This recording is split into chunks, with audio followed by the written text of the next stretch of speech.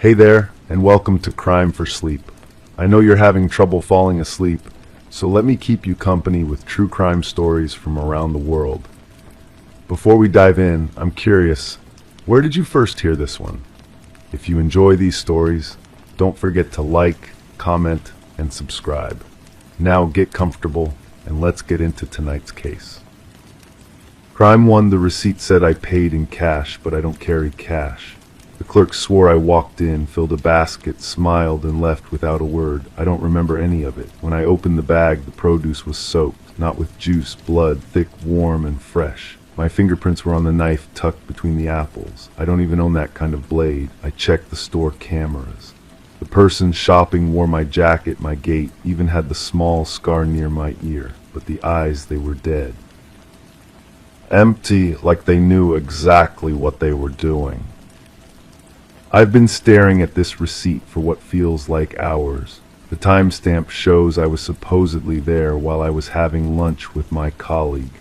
I remember the conversation clearly. We discussed the presentation, argued about the budget, shared dessert.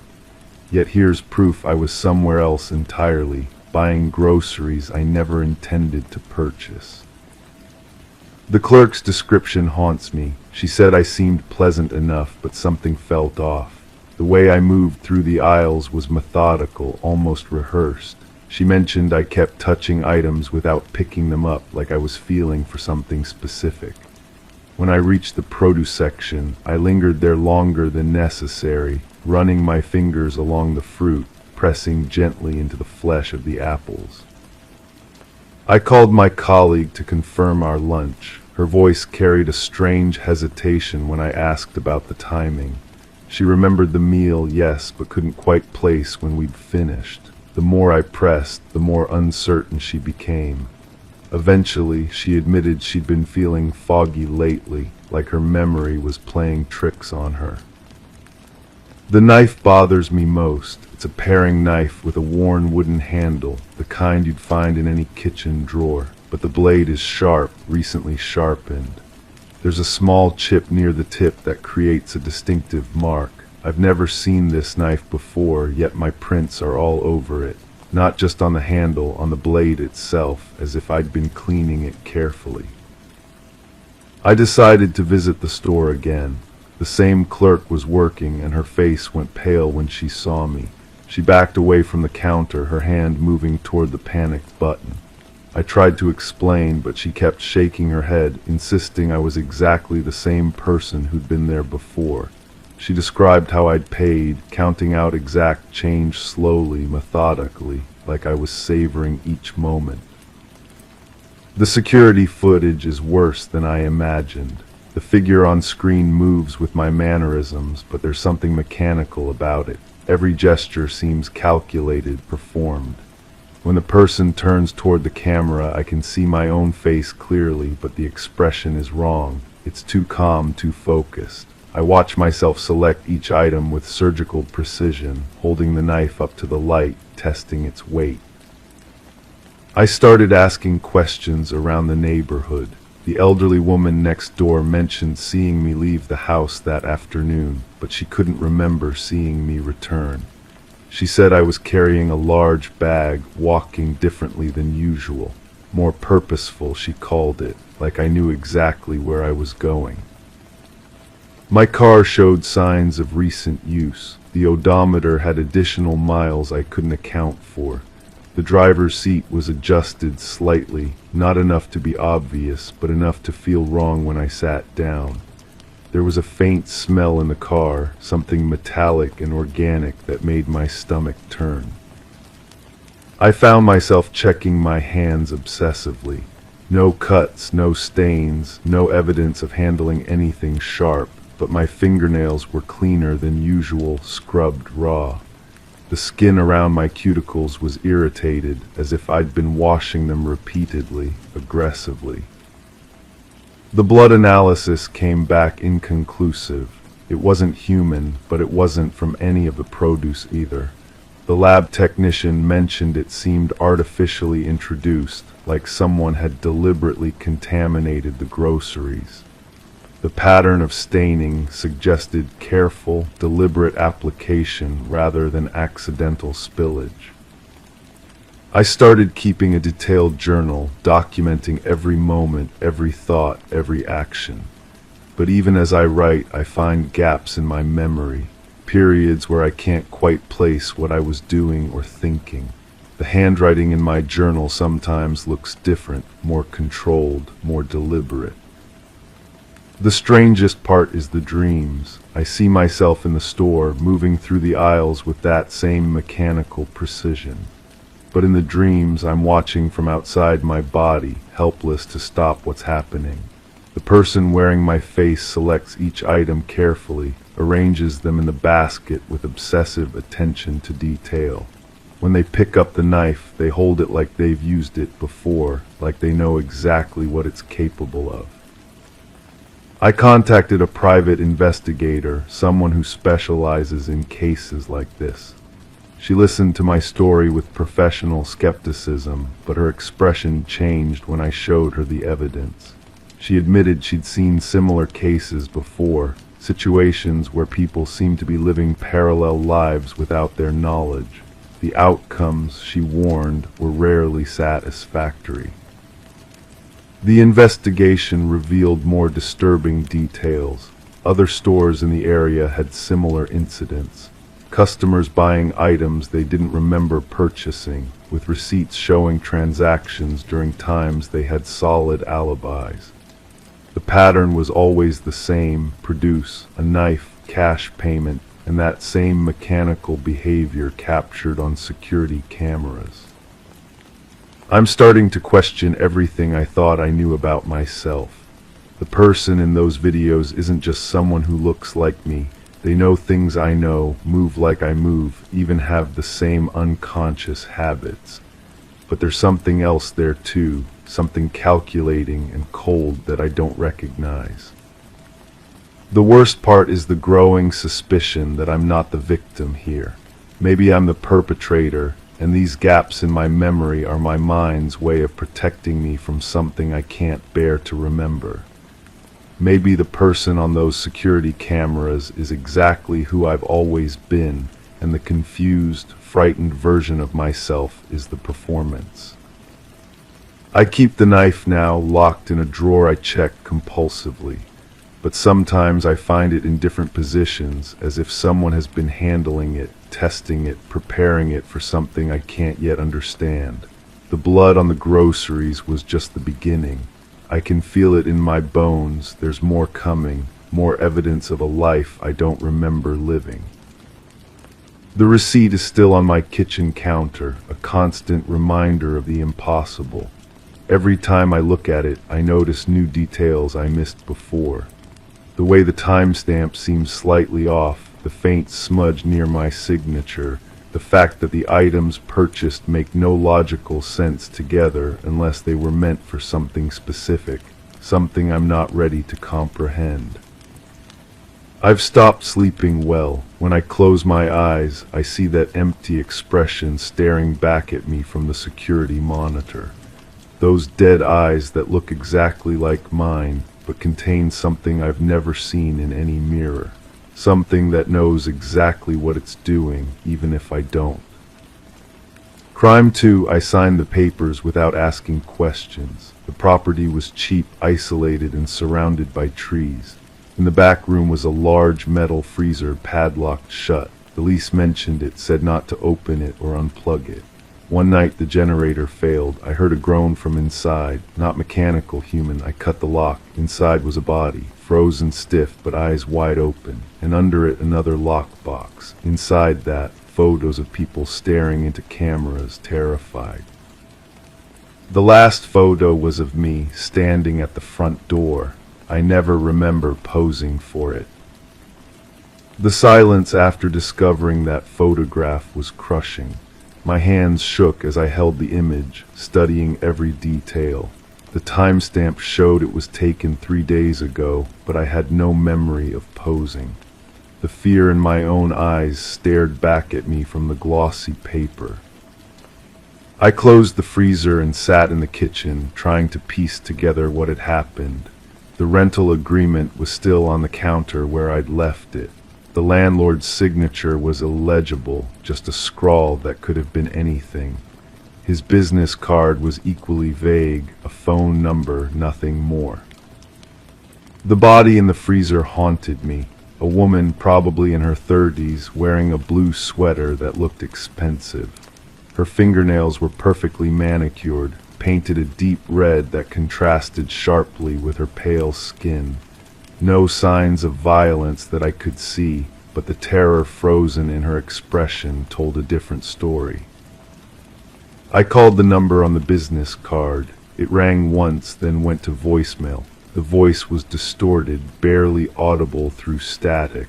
I hung up and tried again. This time, someone answered. "You found her," the voice said, not a question. "Who was this?" "Someone who's been waiting for you to call." The line went dead. I stared at the phone, my pulse racing. The generator had kicked back on, and I could hear the freezer humming again in the back room, but now every sound seemed amplified, threatening. I spent the next few hours going through the cabin more carefully. In the bedroom dresser, I found more photographs, different people, all with the same expression of terror. Some were older, the edges yellowed with age. Others looked recent, the digital quality crisp and clear. Under the bed, wrapped in plastic, was a journal. The handwriting was neat, methodical. It detailed arrivals and departures, descriptions of tenants, notes about their habits. My name was on the last page, along with observations about my routine. When I left for groceries, how long I stayed away, what I ate for breakfast. The entries went back years, dozens of names, dozens of people who had rented this place. Some stays were marked as incomplete. Others were simply crossed out in red ink. I found a mirror in the bathroom that I hadn't noticed before. It was positioned oddly, angled toward the living room. Behind it, I discovered a small hole in the wall. On the other side was a cramped space filled with recording equipment. Cameras, microphones, hard drives stacked on metal shelves. The equipment was still running. Red lights blinked steadily, indicating active recording. I pulled out one of the hard drives and connected it to my laptop. The files were organized by date and name. I found my folder and clicked on the most recent video. It showed me sleeping in the bedroom, completely unaware I was being watched. Another file showed me cooking dinner, talking to myself as I worked. There were hundreds of hours of footage, documenting every moment of my stay. But the most disturbing discovery was a live feed from the back room. The camera was positioned to capture the freezer, and I could see my own movements from when I'd opened it. Someone had been watching me discover the body. I tried to leave then, but my car wouldn't start. The battery was dead, though it had been fine that morning. My cell phone had no signal, despite showing full bars when I'd called the landlord. The landline in the kitchen was dead too. Walking to the nearest neighbor would take hours through dense forest. The thought of being caught out there in the dark, with someone clearly monitoring my every move, made my skin crawl. I decided to wait until morning, but I couldn't sleep. Instead, I kept digging through the evidence. The journal revealed a pattern. Tenants would arrive, stay for varying lengths of time, then disappear. Some entries mentioned complications or resistance. Others simply noted dates and times. The most chilling entry was about a man who had tried to leave after discovering the recording equipment. The next page was blank except for a single line. Problem resolved. I found his photograph among the others. Same terrified expression, same wide eyes. But unlike the others, his picture was marked with a red X. As dawn approached, I heard footsteps on the porch, slow, deliberate steps that circled the cabin. I peered through the curtains but saw no one. The footsteps stopped at the back door near the room with the freezer. A key turned in the lock. I hadn't even known there was a back entrance. A figure entered, moving with practiced familiarity through the space. I hid behind the kitchen counter, watching through the gap between the cabinets. The person was wearing dark clothing, face obscured by shadows. They went straight to the freezer, opened it without hesitation, and began removing the body. The movements were efficient, businesslike. This was routine. I waited until they left, then quickly gathered the photographs and journal. My car still wouldn't start, but I found a bicycle in the shed. The tires were flat, but there was a pump hanging on the wall. The ride to town was terrifying. Every shadow seemed to hide a threat. Every sound made me pedal faster. But I made it to the police station as the sun was rising. The officer who took my statement was polite but skeptical. He made notes, asked clarifying questions, promised to investigate, but when I mentioned the address of the cabin, his expression changed. "That property's been abandoned for years," he said. "Owner died in an accident. No one's lived there since." I showed him the lease agreement, the photographs, the journal. He studied them carefully, then made a phone call. When he hung up, his face was grave. "We'll send someone out to check," he said, "but I have to ask, are you sure about what you saw?" I went back with them. The cabin was empty, cleaned out completely. No freezer, no recording equipment, no evidence of what I discovered. Even the back room was different, smaller, with no space for the equipment I'd found. The officer walked through the house, checking every room. His partner examined the walls, looking for the hidden space behind the bathroom mirror. They found nothing. "Sometimes isolation can play tricks on the mind," the officer said gently. "Stress, lack of sleep, unfamiliar surroundings, it's more common than you'd think." But I still have the photographs, I still have the journal. When I got home, I checked my laptop and found the video files I'd copied. The evidence is real, even if no one believes me. The rental agency has no record of my lease. The phone number on the business card is disconnected. The bank has no record of my payment for the property. It's as if the entire experience never happened. Yet I know it did. I know someone was watching me, recording me, adding me to their collection. I know there was a body in that freezer, and I know I wasn't the first person to discover it. Sometimes I wonder if I'm still being watched, if the cameras in that cabin were just part of a larger network, monitoring people who got too close to the truth. The photograph of me at the front door proves someone was watching from the beginning. I've moved twice since then, but I can't shake the feeling that I'm still being observed. That somewhere, someone is reviewing footage of my daily life, making notes in a journal, deciding when my story should end. The worst part is the doubt. Did I really see what I think I saw? Was the body real, or was it my mind creating horrors where none existed? The evidence says it happened, but the world says it didn't. I keep the photographs hidden, but I look at them sometimes. The faces staring back at me, frozen in terror. I wonder who they were, what happened to them, if anyone ever looked for them. And I wonder if someday someone will find a photograph of me with that same expression, filed away in another collection, another mystery that no one will believe. Crime 3, I never kept a diary, at least that's what I believed. But when a package arrived with no return address, I found a small leather-bound journal inside. My name was written on every page, details of things I'd never shared with anyone, fears, confessions, even fantasies. I flipped to the final entry. Tonight I returned to the place where it all started. That night the phone rang. A voice whispered the last line of the diary. I asked who it was. The reply chilled me. You. The package had been sitting on my doorstep for days. I'd noticed it each morning, wrapped in brown paper, no postmark visible. Something about it felt wrong from the start.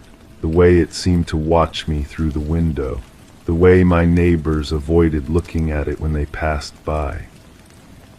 Inside, the diary smelled of old paper and something else I couldn't place. Something medicinal, like hospitals or funeral homes. The handwriting was unmistakably mine, though I had no memory of forming those words. Page after page of my deepest thoughts, written in careful cursive that matched my own perfectly. The first entry was dated from my childhood. I read about a secret I'd buried so deep I'd convinced myself it never happened. About the man who used to watch me from across the street. About the things he would mouth through his window when my parents weren't looking. About the gifts he left in our mailbox that I never told anyone about. My hands shook as I turned the pages. Each entry revealed another forgotten piece of my past. The time I found dead birds arranged in a circle behind our house. The whispered phone calls that would wake me in the middle of the night, always hanging up when I answered. The feeling of being followed that had haunted me for months. But it was the later entries that made my stomach turn. They described events from just weeks ago. Conversations I'd had with my therapist, arguments with my partner, even the contents of my grocery list. Someone had been watching me, documenting my life with the intimacy of my own thoughts. I called the police, but they seemed oddly uninterested. The officer who came to my house barely glanced at the diary. He asked if I was sure I hadn't written it myself during a dissociative episode. The question lingered in my mind long after he left. That's when I started noticing the gaps in my memory. Whole afternoons where I couldn't remember what I'd done. Mornings when I'd wake up with dirt under my fingernails and no explanation for how it got there. My partner mentioned that I'd been talking in my sleep, having entire conversations with someone who wasn't there. I decided to investigate the handwriting. A forensic expert confirmed what I already knew but couldn't accept. It was mine. Not a forgery, not a clever imitation. The pressure points, the pen lifts, the micro tremors that make handwriting unique like fingerprints, all of it matched perfectly. The diary contained addresses I'd never seen before, but when I drove to them, I felt a strange familiarity. A house with yellow shutters where I apparently used to sit for hours, watching and waiting. An abandoned warehouse where I'd supposedly hidden things I couldn't remember hiding. A cemetery where I'd written about visiting a grave that bore no name. At the warehouse, I found a box buried beneath loose floorboards. Inside were photographs of people I didn't recognize but who seemed to know me intimately. Pictures of me sleeping, eating, walking to work. Some were taken from impossible angles, as if the photographer had been inside my home. The final photograph was the most disturbing. It showed me sitting at a desk, writing in the leather-bound diary. My face was peaceful, almost meditative, but my eyes were completely black, as if someone else was looking out through them. I confronted my partner about the lost time, the sleepwalking, the conversations with invisible people. They admitted they'd been scared for months, that sometimes I would leave the house at night and return with no memory of where I'd been, that I'd been receiving mail addressed to names I didn't recognize, names that were now scattered throughout the diary entries. The worst part was the phone calls. My partner had been receiving them too, but they came from my number. Calls made while I was standing right next to them, my phone clearly in my pocket. The voice on the other end would whisper things only I could know, secrets I'd never shared with anyone.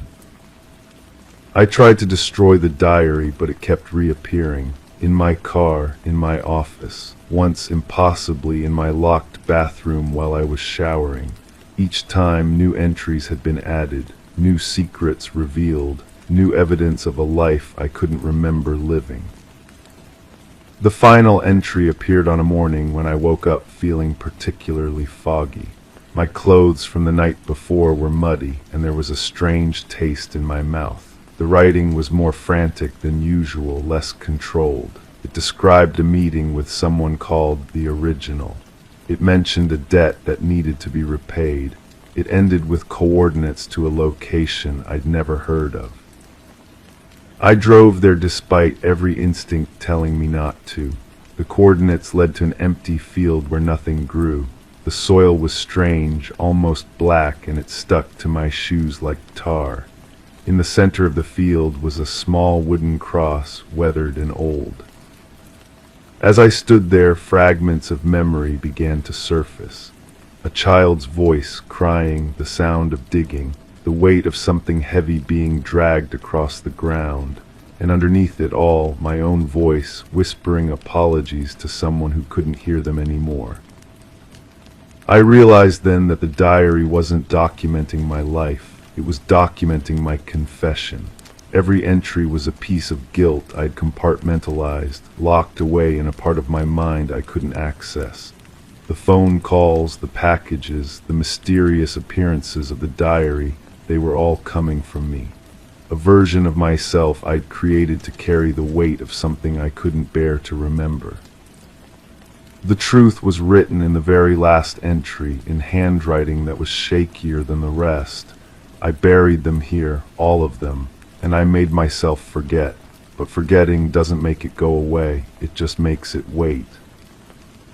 I stood in that field as the sun set, holding the diary in my hands. The police would find it eventually.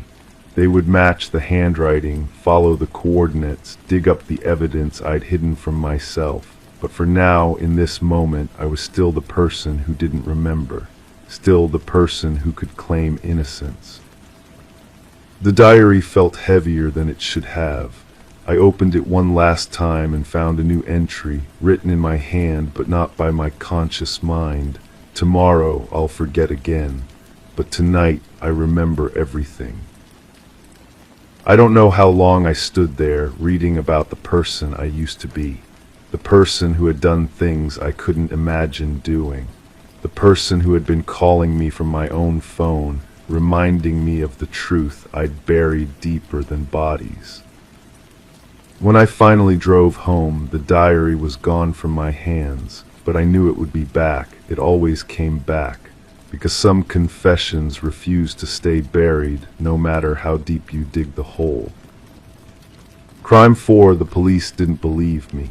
My ID, credit cards, even a receipt from a diner I'd never been to, everything was inside a plastic bag marked evidence. They said I left it near the body. I hadn't left my apartment in days. I asked for footage. They showed a figure matching my description entering a condemned building with a limp and a duffel bag. I don't limp, and I don't own a duffel bag, but the camera caught the figure glancing up, straight into the lens and smiling. The detective across from me tapped his pen against the metal table. Each tap echoed in the sterile room, mixing with the hum of fluorescent lights overhead. His eyes never left mine, searching for something I couldn't give him, a confession, maybe, or at least a flicker of recognition. But I had nothing, just the growing certainty that someone else was living pieces of my life. "When did you last see your wallet?" he asked for the third time. I pressed my palms against my jeans, feeling the familiar outline of my phone, keys, but no wallet. The absence felt deliberate now, like a missing tooth your tongue keeps finding. 2 weeks ago, maybe 3, I ordered groceries online, paid bills electronically. I didn't need cash. "But you went to the diner. We have the receipt." The receipt, I'd stared at it through the plastic evidence bag until my eyes watered. Coffee, black, pie, apple, total $8.47. The handwriting on the receipt was smudged, but the signature at the bottom was unmistakably mine. The same looping letters I'd practiced in school, the same way I crossed my T's, yet I'd never set foot in that place. "I don't eat pie," I said, though the words felt hollow even to me. The detective leaned back, studying me with the patience of someone who'd heard every lie imaginable. The victim worked at that diner, night shift. Someone wanted to make sure we'd connect you to her. They'd show me a photograph, a young woman with tired eyes and a crooked smile, wearing a uniform that had seen better days. I'd stared at her face until it burned into my memory, searching for any trace of familiarity. Nothing. She was a stranger, yet somehow our lives had become tangled in a way that made no sense. "Why would someone frame me?" I asked. "That's what we're trying to figure out." The video played again on the small screen between us. The figure moved with purpose, hood pulled low, duffel bag slung over one shoulder. The limp was pronounced, favoring the left leg. I watched myself where someone wearing my face approached the building's entrance. The figure paused, looked directly at the camera, and smiled. That smile haunted me. It was mine, but wrong somehow, like seeing your reflection in a funhouse mirror. "Can you enhance the image?" I asked. We tried. Resolution's too poor, but the height matches, the build matches, even the way you hold your shoulders. I touched my shoulders unconsciously, suddenly aware of how I carried myself. Had someone been watching me long enough to mimic my posture? The thought made my skin crawl. They released me that evening with instructions not to leave town. The apartment felt different when I returned, though nothing had been disturbed. I moved through each room slowly, touching familiar objects, my coffee mug still dirty in the sink, a book I'd abandoned halfway through, the indent on my couch where I spent most evenings. Everything was exactly as I'd left it, yet it all felt contaminated by the possibility that someone else had been here, studying my habits, learning to become me. I pulled out my laptop and searched for news about the case. The victim's name had been withheld, but the location was public record. The condemned building sat on the outskirts of town, scheduled for demolition. Local news described it as a haven for transients and drug users, the kind of place most people avoided. Why would someone choose it as a crime scene, and why involve me? The more I read, the more questions multiplied. The woman had been found in the basement, apparently killed elsewhere and moved. No witnesses, no obvious motive. Just my wallet, placed carefully beside her body like a calling card.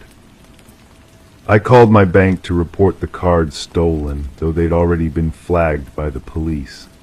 The customer service representative's voice was carefully neutral as she read the recent transactions. Coffee shops mostly, gas stations, small purchases that painted the picture of someone living a quiet, ordinary life, my life, but lived by someone else. "Sir, I see a charge from 3 days ago at a hardware store, $23.16. Hardware store? I hadn't bought anything from a hardware store in months. What was purchased? It doesn't specify, just the total amount. After hanging up, I sat in the gathering darkness of my apartment, afraid to turn on the lights. Hardware stores sold rope, knives, cleaning supplies, tools that could be used to hurt someone, tools that someone had bought with my money, using my identity, perhaps planning what would happen to the woman in the photograph.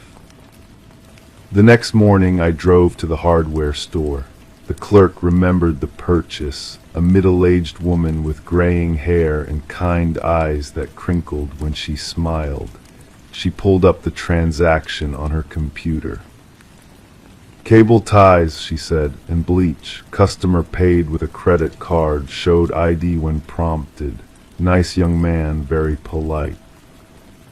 "Do you remember what he looked like?" She studied my face for a long moment. "Well, he looked like you, honey. That's why I'm confused. Aren't you the same person who was in here before?" I left the store with trembling hands, the pieces of some elaborate puzzle falling into place around me. Someone had been using my identity for weeks, maybe longer. They'd established patterns, created a paper trail, built a case against me, one transaction at a time. But why? That night I couldn't sleep. I lay in bed listening to the sounds of the building, pipes settling, footsteps in the apartment above, the distant hum of traffic. Somewhere in those familiar sounds I heard something else, a soft scratching like fingernails against wood. I followed the sound to my front door, where I found fresh scratches around the lock. Someone had been trying to get in. I called the police, but what could I tell them? That someone was trying to break into my apartment, that I was being framed for murder. They'd already made up their minds about me. I was the suspect, not the victim. The scratching came again the next night and the night after that. I started sleeping in my living room, away from the door, but the sounds followed me. They were always just soft enough to make me question whether I was hearing them at all. On the fourth night, I waited by the door with my phone ready to record. The scratching started just after midnight, deliberate, methodical. I pressed my ear against the wood and heard something that made my blood freeze. Humming. Someone was humming while they worked on my lock. I recognized the tune. It was something I hummed when I was nervous, a half-remembered melody from childhood. How could they know that? When I finally gathered the courage to look through the peephole, the hallway was empty, but on the floor by my door was a small piece of paper, folded once. I waited until morning to retrieve it. Inside was a single line, written in my own handwriting: "You're not who you think you are." The words made no sense, yet they felt true in a way that terrified me. I stared at the paper until the letters blurred, trying to remember writing those words. Had I written them? Was I losing my mind? I called the detective handling my case. His voice was tired, impatient. "We need to talk," I said. "Someone's been in my apartment." "Any evidence of forced entry?" "No, but..." "Then there's nothing we can do. Look, we're still investigating, but the evidence is pretty clear. Your wallet, your credit cards, your signature at the diner where the victim worked. You need to start thinking about getting a lawyer." After he hung up, I sat in my kitchen staring at the note. The handwriting was perfect, every letter exactly as I would have formed it. But the message felt foreign, like words spoken in my voice by someone else's mouth. I thought about the woman in the photograph, the one with tired eyes and a crooked smile. She'd worked the night shift at a diner I'd never visited, yet somehow she'd become connected to me in death. Someone had wanted her found with my wallet, wanted the police to come looking for me. But why her? Why me? The answer came to me slowly, like a photograph developing in dark water. I wasn't random, neither was she. Someone had chosen us both for reasons I couldn't yet understand. They'd studied my habits, learned my patterns, and used that knowledge to create a perfect frame. But frames require builders, and builders leave traces. I started looking for those traces, following the breadcrumbs of my stolen identity backward through time. The hardware store was just one stop. There would be others, other places where someone wearing my face had laid groundwork for this moment. The truth was out there, hidden in plain sight, but finding it meant accepting that everything I thought I knew about myself might be wrong, that maybe, in some terrible way, I really was connected to what happened to that woman. Not as her killer, but as someone who'd been chosen, marked, and used by someone who knew me better than I knew myself. The note still sits on my kitchen table, a reminder that the person hunting me might be closer than I ever imagined. Someone who knows my handwriting, my habits, my secrets. Someone who can become me so completely that even I'm starting to doubt who I really am. And somewhere out there, they're still watching, still waiting, still building their case against me one stolen moment at a time. Crime 5, I heard a cough. It came from behind the closet. There was no vent, no crawl space, just solid wood, or so I thought. I tapped and it sounded hollow. After pulling away the panel, I found a narrow tunnel just wide enough for a person. Inside, a blanket, wrappers, a flashlight, and dozens of pictures of me, all candid, some taken from inside the apartment.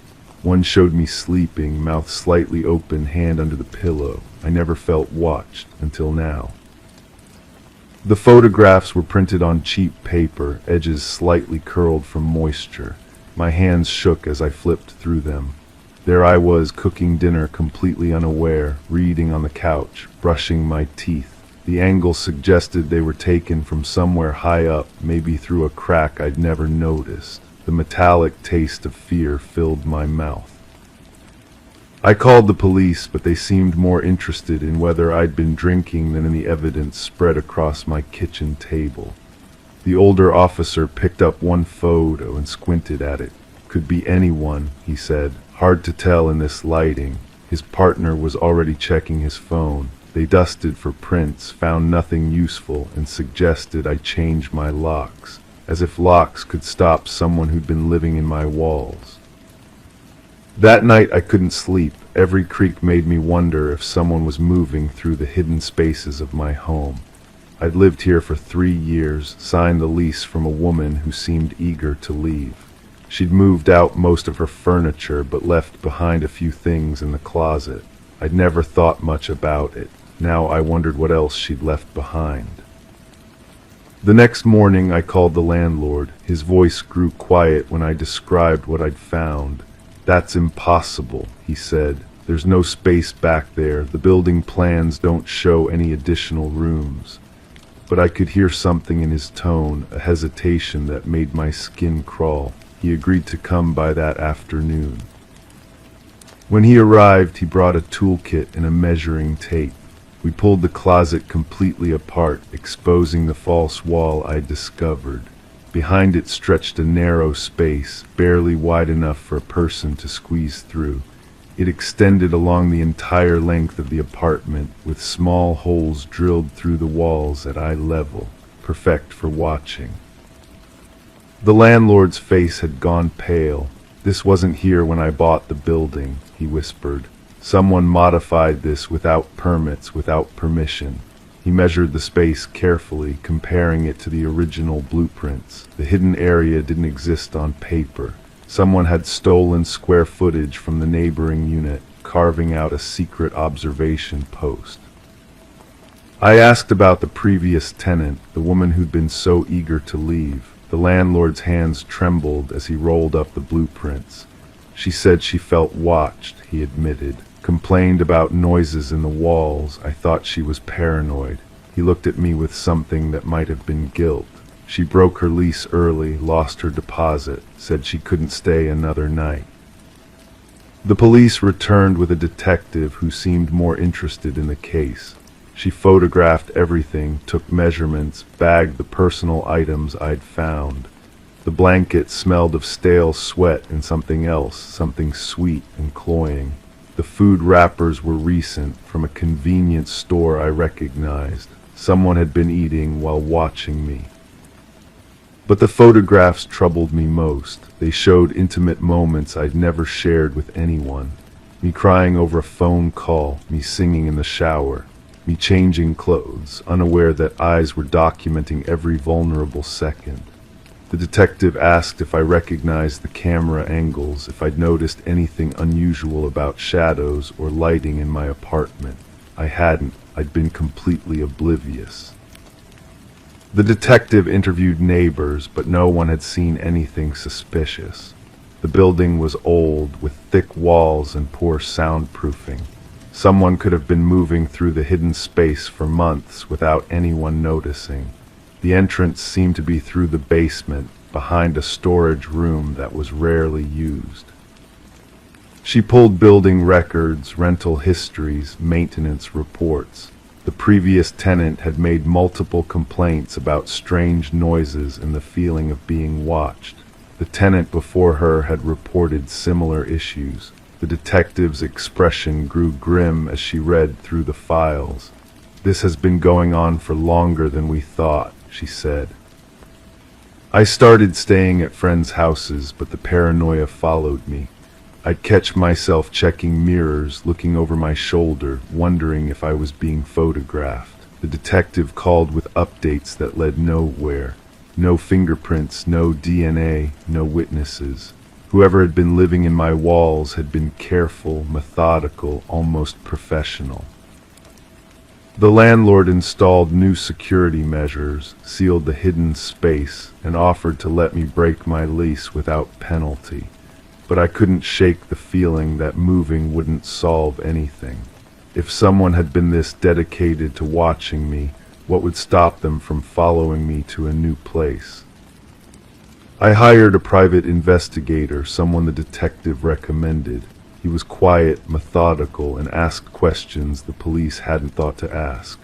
He wanted to know about my routines, my schedule, my relationships. Had I recently ended a relationship, made any enemies, changed jobs? The questions made me realize how little I knew about my own life from an outside perspective.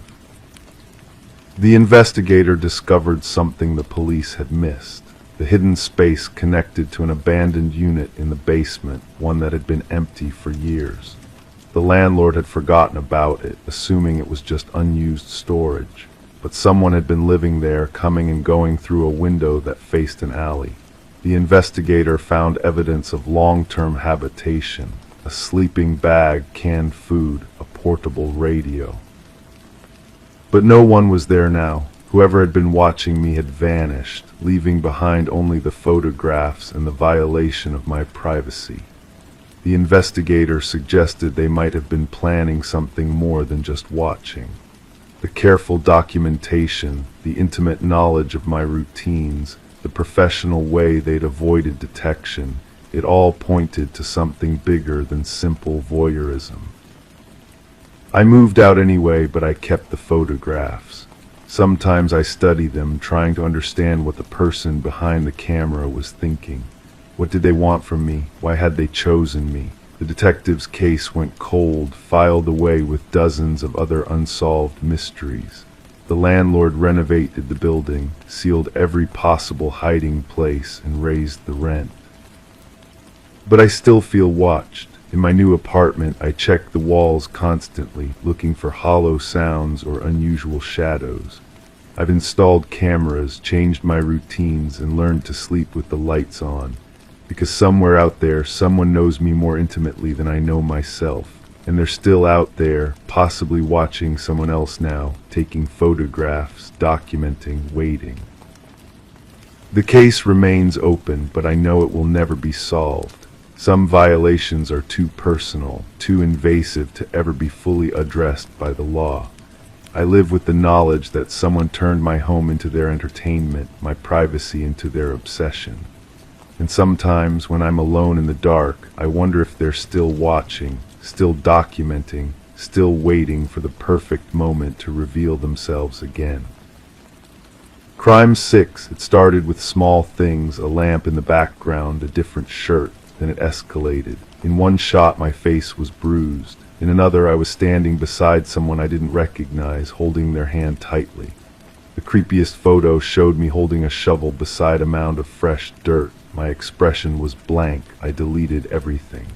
The next morning, the photos returned along with new ones. This time, I wasn't the only one in the frame. Whoever was behind the camera had stepped closer. The phone felt heavier in my hands each passing day. I'd wake up and find myself checking the gallery before I was fully conscious, as if my fingers knew something my mind hadn't accepted yet. The photos weren't just appearing, they were multiplying, creating a timeline I couldn't remember living. I started keeping notes, simple observations at first.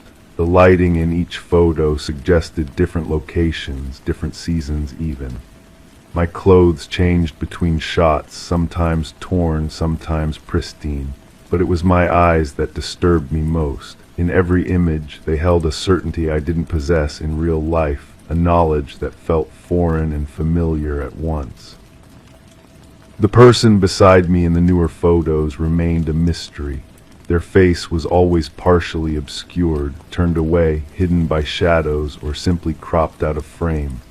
But their presence felt significant, like they were the answer to a question I was afraid to ask. Their hand in mine looked natural, practiced, as if we'd held hands countless times before. I began visiting places that looked familiar from the photos. A parking lot behind a convenience store, a walking trail that wound through dense woods, a basement that smelled of damp concrete and something else, something organic and unsettling. Each location triggered fragments of sensation, the texture of gravel under my feet, the sound of water dripping somewhere in the darkness, the metallic taste of fear in my mouth. The shovel photo haunted me most. I'd studied every pixel, searching for clues about the location, the circumstances. The mound of dirt looked fresh, recently disturbed. My hands in the photo were dirty, fingernails caked with soil. But what struck me was how comfortable I looked with the tool, how naturally I held it, as if I'd used it many times before. I started asking questions, casual inquiries to neighbors, friends, family members. Had they noticed anything different about me recently?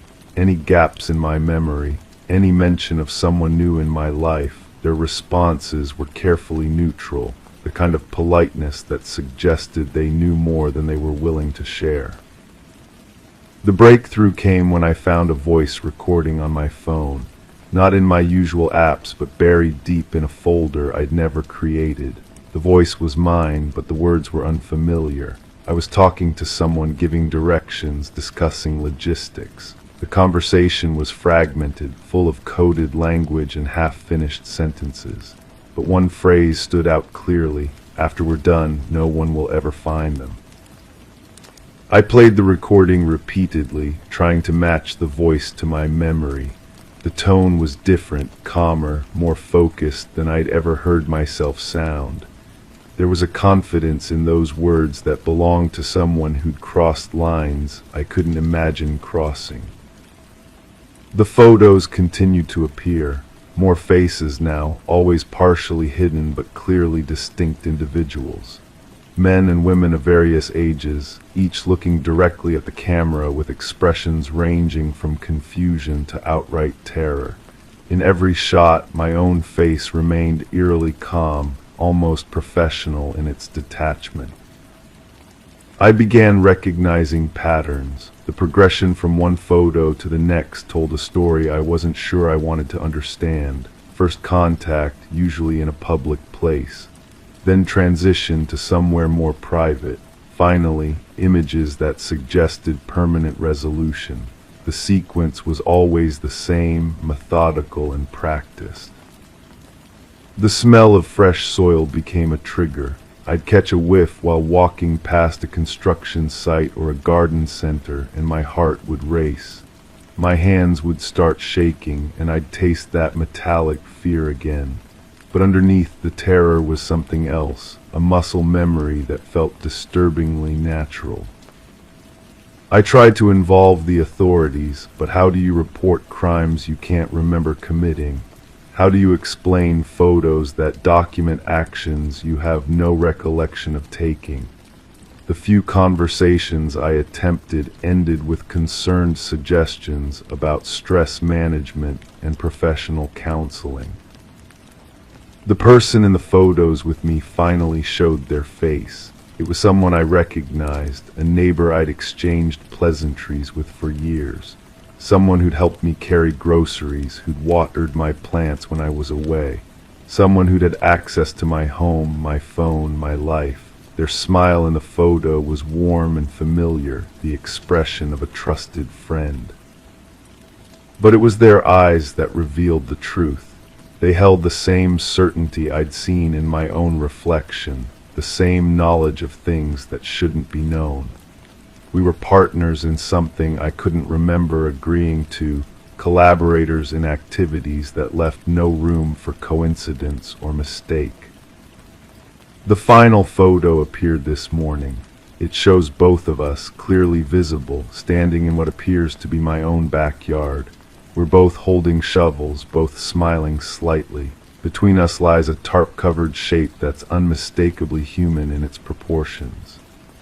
The timestamp indicates it was taken just hours ago, but I have no memory of being outside, no recollection of digging, no awareness of what might be hidden beneath that blue plastic. I've checked the backyard obsessively since finding the photo. The ground looks undisturbed, the grass uniformly green, but the smell of fresh earth lingers in the air, and when I press my foot against certain spots, the soil gives way slightly, as if recently packed. The photos have stopped appearing, but the phone feels different now, heavier, more significant, like it's waiting for something or someone. Sometimes I catch myself holding it longer than necessary, my thumb hovering over the camera app. The urge to take new photos is becoming stronger, more insistent. I've started noticing people differently. The way they walk alone at night, how they trust too easily, how they wouldn't be missed immediately if they simply disappeared. These observations feel natural, practiced, as if I've been making them for years without realizing it. The person from the photos hasn't spoken to me since their face was revealed, but I see them watching sometimes from their window, from their garden. They nod when our eyes meet, a simple acknowledgement that we share something others wouldn't understand, something that doesn't require words or explanations.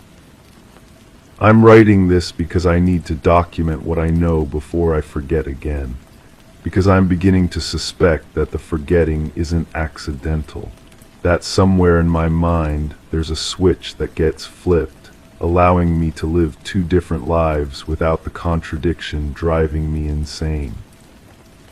The photos were never just appearing, they were reminders, evidence of a life I led when I'm not aware of leading it. A life where I'm someone else entirely, someone who makes choices I couldn't imagine making, someone who solves problems in ways that leave no witnesses. Tonight I'm going to stay awake. I'm going to watch myself, document everything, maintain consciousness through whatever transition occurs. I need to know who I become when I'm not myself, what I'm capable of when the restraints of memory and morality are removed. The phone just buzzed, a new message from an unknown number, just an address and a time. My hands are already reaching for my keys, my feet already moving toward the door. I know exactly where I'm going, even though I've never been there before. I think I'm about to remember everything. Crime 7, the apartment seemed perfect until I turned off the music. Then I heard it, muffled cries, desperate and rhythmic. I thought it was the TV from next door, but it didn't stop. I followed the sound to the air vent. Behind the slats, torn fabric, blood smears, and what looked like fingernail scratches. I called the landlord. He denied everything. Said the unit beside mine had been empty for months. I tried to forget it. But now, when I lie still, I can hear someone whispering through the wall, "Help me remember who I am." I pressed my ear against the wall that first night, feeling the cold plaster against my cheek. The voice was female, young, but distorted by the layers of drywall and insulation. Her words came in fragments, like a radio station drifting in and out of range. She spoke about a red dress, about walking through a parking garage, about the smell of cigarettes and cologne mixing in the air. The landlord's denial gnawed at me. I'd seen him before, a heavy-set man with nervous fingers that drummed against his clipboard whenever tenants asked questions. When I approached him again, he avoided my eyes and muttered something about old pipes making strange noises. But pipes don't bleed. Pipes don't leave fabric hanging from ventilation grates. I started documenting everything. The sounds came strongest during the quiet hours when the building settled into its nighttime rhythm. I recorded what I could on my phone, though the audio quality was poor. The voice seemed to respond to my presence, growing more urgent when I leaned closer to the wall. She spoke about forgetting things, about losing pieces of herself in a place that smelled like bleach and fear. The maintenance man arrived unannounced while I was at work.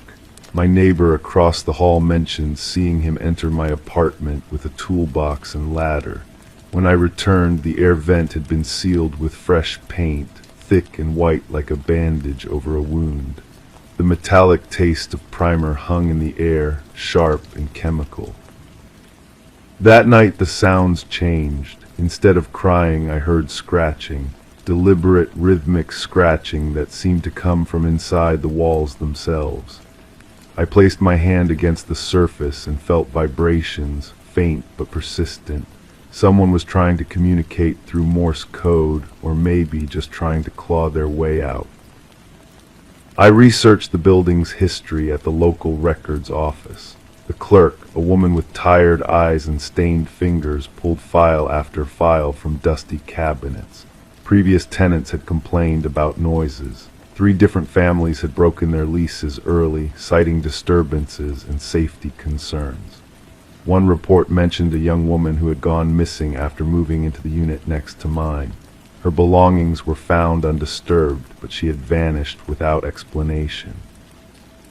The missing persons case file was thin, no evidence of foul play, no signs of struggle. Her family described her as responsible, punctual, someone who called every Sunday without fail. She had been excited about her new apartment, about starting fresh in a place where nobody knew her story. The police had questioned the landlord, but he produced security footage showing her leaving the building with a suitcase. Case closed. I obtained a copy of that security footage through a contact who worked building maintenance. The timestamp showed the woman walking through the lobby, pulling her suitcase behind her, but something was wrong with the image. Her movements were too stiff, too mechanical. Her face was turned away from the camera at precisely the right angle to obscure her features. When I enhanced the footage, I could see her mouth moving, but no sound accompanied her apparent speech. The scratching in the walls intensified. I pressed my ear against different spots, mapping the sounds as they moved through the building's skeleton. The pattern led me to a maintenance closet in the basement, a narrow space filled with pipes and electrical panels. Behind a loose panel, I found a collection of personal items, jewelry, photographs, a driver's license bearing the face of the missing woman. Her name was on the license, but I won't repeat it here. Looking at her photograph, I recognized something in her eyes, a wariness that seemed familiar. She had been running from something or someone. The scratches on the vent grate upstairs suddenly made sense. She had been trying to escape, not from the outside, but from within the building itself. I confronted the landlord with the evidence. He sat behind his desk, those nervous fingers now completely still. He listened to my accusations without interruption, his expression growing colder with each word. When I finished, he reached into his drawer and pulled out a thick envelope. Inside were photographs, dozens of them, showing me at different times over the past weeks, entering my apartment, talking to neighbors, visiting the records office. He had been watching me the entire time. More disturbing was the realization that I wasn't the first tenant to discover the truth. The envelope contained similar photographs of other people, other investigations that had apparently come to sudden ends. Some faces I recognized from missing person reports I had researched. Others were unfamiliar, but their expressions all carried the same desperate determination I saw in my own reflection. The landlord's voice was calm when he finally spoke. He explained that some buildings have histories that need to be protected. Some secrets are worth maintaining. He offered me a choice: accept a generous settlement and relocate immediately, or face the same fate as those who had been too curious for their own good. I took the money, I packed my belongings and left that same night, driving until the city lights faded behind me. But even now, months later, I can still hear that voice in my dreams. She's still asking for help, still trying to remember who she is. And sometimes, in the quiet moments before sleep, I wonder if I'm starting to forget who I am too. The envelope of photographs sits in my new apartment, hidden but not forgotten. I've studied each face, memorized each story. The landlord was right about one thing: some secrets are worth maintaining, but not for the reasons he believes. Some secrets need to be preserved so they can eventually be revealed when the time is right, when someone braver than me decides to dig deeper than I ever dared. The voice behind the wall was real. The woman was real. And somewhere in that building, in spaces between the walls where maps don't reach, she might still be waiting for someone to help her remember her name. Crime 8, I installed cameras everywhere. Living alone, you get paranoid, but the app kept glitching. Every time I tried to review the footage, the login failed. One day I accessed it through a backdoor password I never created. The saved videos weren't mine. They showed someone walking around the house at night, wearing my clothes, sleeping in my bed, making coffee, but their face slightly off, like someone trying too hard to be me. Then came the final clip. The imposter standing over my bed, holding the camera, whispering, "Almost done." That whisper echoed in my mind for days. I couldn't shake the feeling that something fundamental had shifted in my world. The security system I'd trusted to protect me had become a window into something I wasn't supposed to see. But the more I thought about it, the more questions surfaced. When exactly had these videos been recorded? The timestamp feature had been disabled, showing only blank spaces where dates should have been. I started keeping a journal, documenting every detail I could remember about my daily routines. The coffee maker's position, which clothes I wore to bed, the way I arranged my pillows, small things that most people never notice about themselves. But in those videos, everything was almost right. Almost. The coffee cup sat on the wrong side of the counter. The shirt was buttoned differently. The pillows were fluffed too perfectly. The tech support representative sounded genuinely confused when I called. She asked me to describe the problem, and I found myself stumbling over words that seemed inadequate. How do you explain that your security system is showing you footage of your own life but wrong? She suggested I might be experiencing a data corruption issue, possibly caused by a recent software update, but her explanation felt hollow. Data corruption doesn't create new footage, it destroys existing files. I decided to visit the installation company. The office was smaller than I'd expected, tucked between a dry cleaner and a defunct restaurant. The receptionist, a woman with tired eyes and nervous hands, seemed to recognize my name immediately.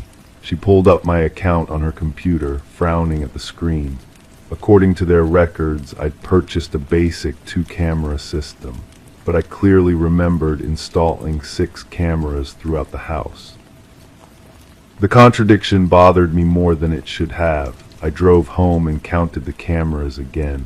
6, definitely 6. I photographed each one, noting their positions and angles. But when I checked the app, only 2 cameras appeared in the device list. The other 4 were somehow invisible to the system, yet clearly functional. They were recording everything, storing the footage somewhere I couldn't access through normal channels. That night I didn't sleep. Instead, I sat in the living room, watching the camera feeds on my phone. The 2 visible cameras showed normal angles of the front door and back patio, nothing unusual. But I knew there were other cameras watching me, recording my every movement, and I couldn't see what they saw. The feeling of being observed had become overwhelming. The next morning, I found a USB drive in my mailbox. No note, no explanation, just a simple black drive with a small piece of tape bearing my initials. The drive contained dozens of video files, each labeled with cryptic numbers and letters. I opened the first one and immediately recognized my kitchen. But the timestamp showed a date from 3 months ago, during a period when I was supposedly out of the country visiting family. In the video, someone moved through my kitchen with practiced familiarity.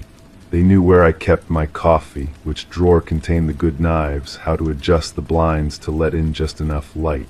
They wore my favorite sweater, the one with the small hole near the left elbow, but their movements were too deliberate, too careful, like an actor who had studied my mannerisms but couldn't quite capture the natural flow of my daily routine. I called the family members I'd supposedly visited. Each conversation left me more confused. They remembered my visit clearly, sharing specific details about conversations we'd had, meals we'd shared, places we'd gone together. But according to these videos, I'd been home the entire time. Either my family was lying or someone had been living in my house while I was away, wearing my clothes, sleeping in my bed, existing as a shadow version of myself.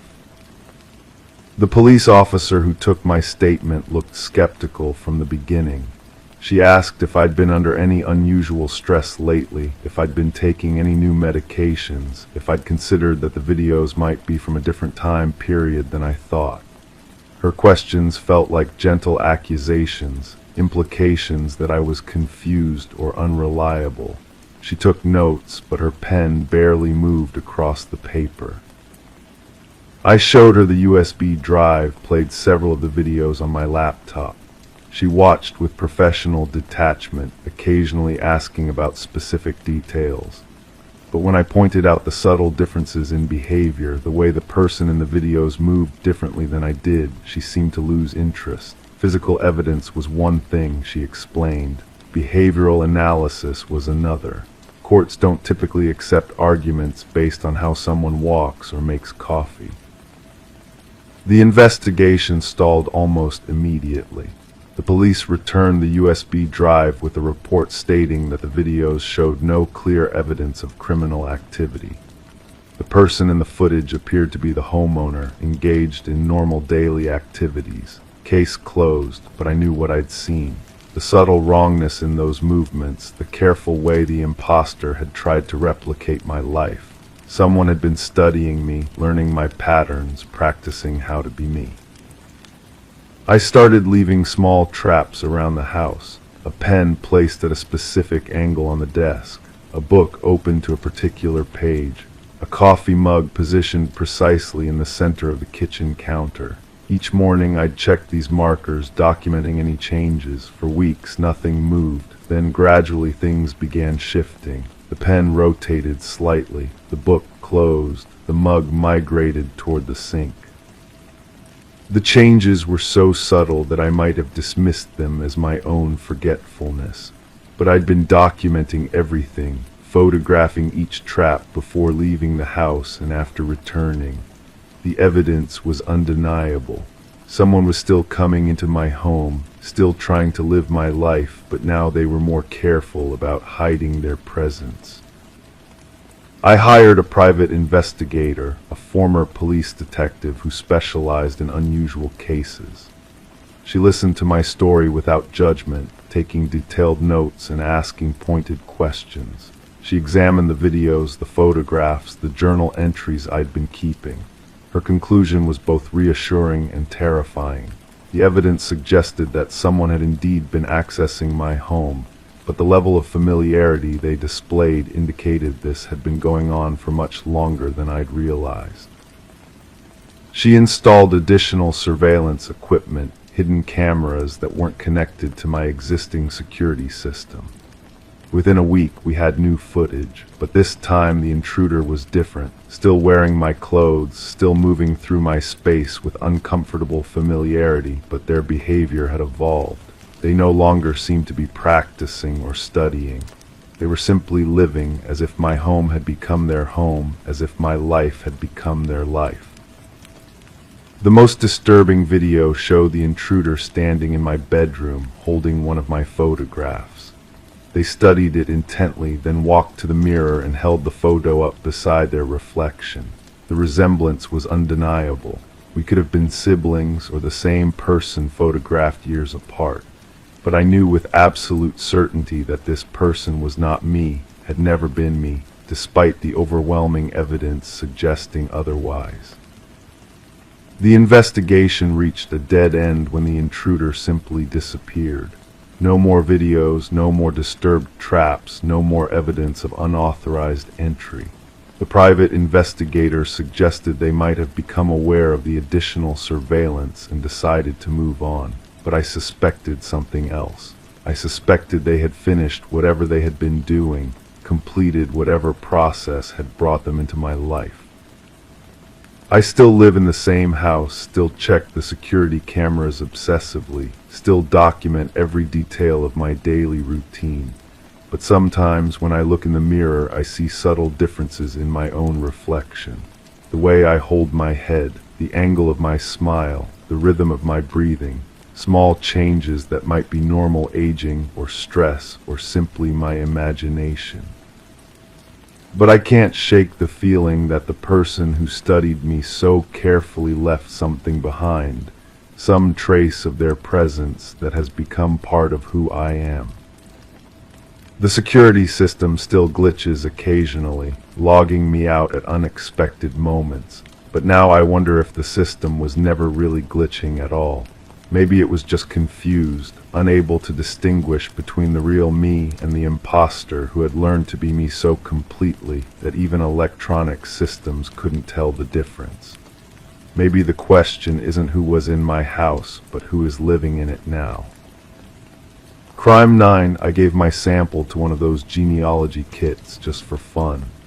A month later, 2 detectives showed up at my door. They said my DNA matched evidence at a crime scene, blood, hair, even a partial print. But I'd never been to that city, never met the victim, never seen the street they mentioned. I asked for details. They wouldn't share them, said it was under investigation. The next day I received an email, a photo of a man lying face down in a bathtub. My name was etched into the mirror above him. The smell hit me first when I opened that email attachment, not through the screen obviously, but the memory of bleach mixed with copper. I couldn't shake the feeling I'd smelled it before, somewhere deep in my past. The photograph showed a bathroom I'd never seen, yet something about the cracked tiles around the tub seemed familiar. The victim's hand hung over the edge, fingers curled like he was still reaching for something. I printed the photo and spread it across my kitchen table. The detectives had left their cards, but when I called, they wouldn't tell me anything more, just that I needed to come in for questioning. The man in the bathtub had been found by his neighbor after missing work for 3 days. No signs of forced entry, no obvious struggle, just blood, hair, and somehow my genetic signature scattered throughout the scene. I started going through my old belongings that evening. Photo albums, receipts, anything that might place me somewhere I'd forgotten. My hands shook as I flipped through pages of memories. There had to be an explanation. Maybe I traveled through that area once, stayed in a hotel, left traces behind somehow. But every document I found supported what I already knew. I'd never been within hundreds of miles of where this happened. The genealogy company's customer service was useless. They claimed they'd never shared my data with law enforcement, that it was against their policy. But policies change, don't they? Money talks. I dug deeper into their terms of service, scrolling through pages of legal text that seemed to shift meaning with each reading. Buried in subsection 12, I found it. They could share genetic information with third parties for legitimate research purposes or when legally compelled. I called my brother. He'd used the same kit, sent his sample in around the same time. His voice sounded different when I told him about the detectives, about the photograph. There was a pause, longer than usual, before he said he hadn't heard from anyone, but something in his tone made me wonder if he was telling the truth. He'd always been the better liar between us. The victim's name was released to the media eventually. I searched for everything I could find about him online. He worked at a medical lab, had access to biological samples, genetic material. The kind of place where someone might have obtained my DNA without my knowledge. But that theory crumbled when I realized I'd never been a patient at his facility, never had blood drawn or tests run anywhere connected to his work. I started visiting the places where I'd left genetic material voluntarily. The dentist's office where I'd had dental work done. The clinic where I'd donated blood. Each location had procedures, protocols, supposedly secure disposal methods. But people make mistakes, systems fail. Someone could have retrieved my samples before they were properly destroyed. The medical examiner's preliminary report leaked to a local news blog. Cause of death was drowning, but the victim had been unconscious first. A head injury, likely from slipping and hitting the tub's edge. What disturbed me most was the timeline. The man had been alone in his apartment for hours before he died.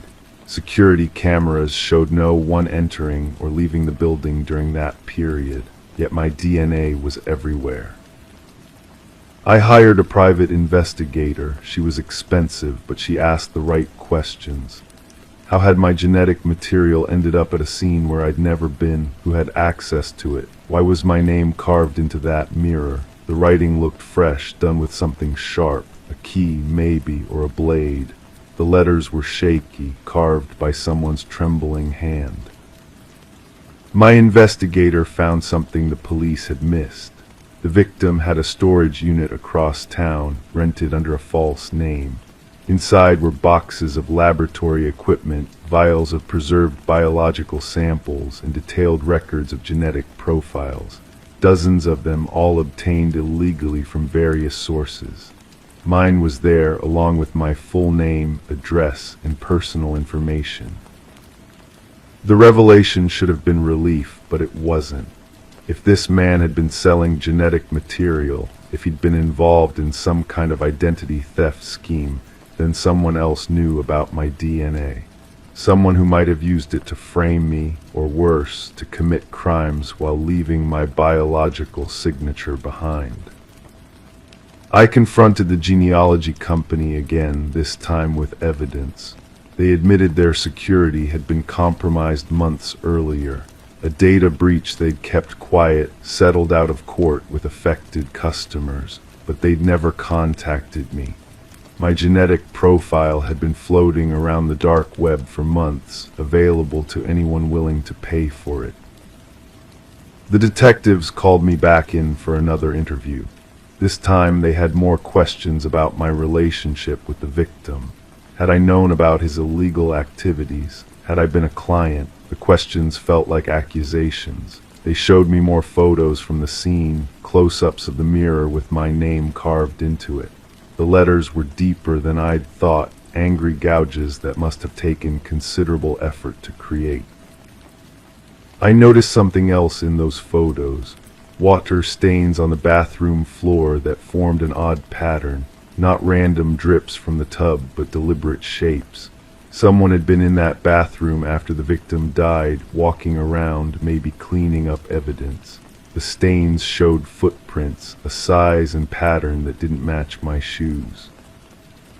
The victim's computer revealed more disturbing details. He'd been researching me for months, collecting information about my daily routines, my work schedule, my family.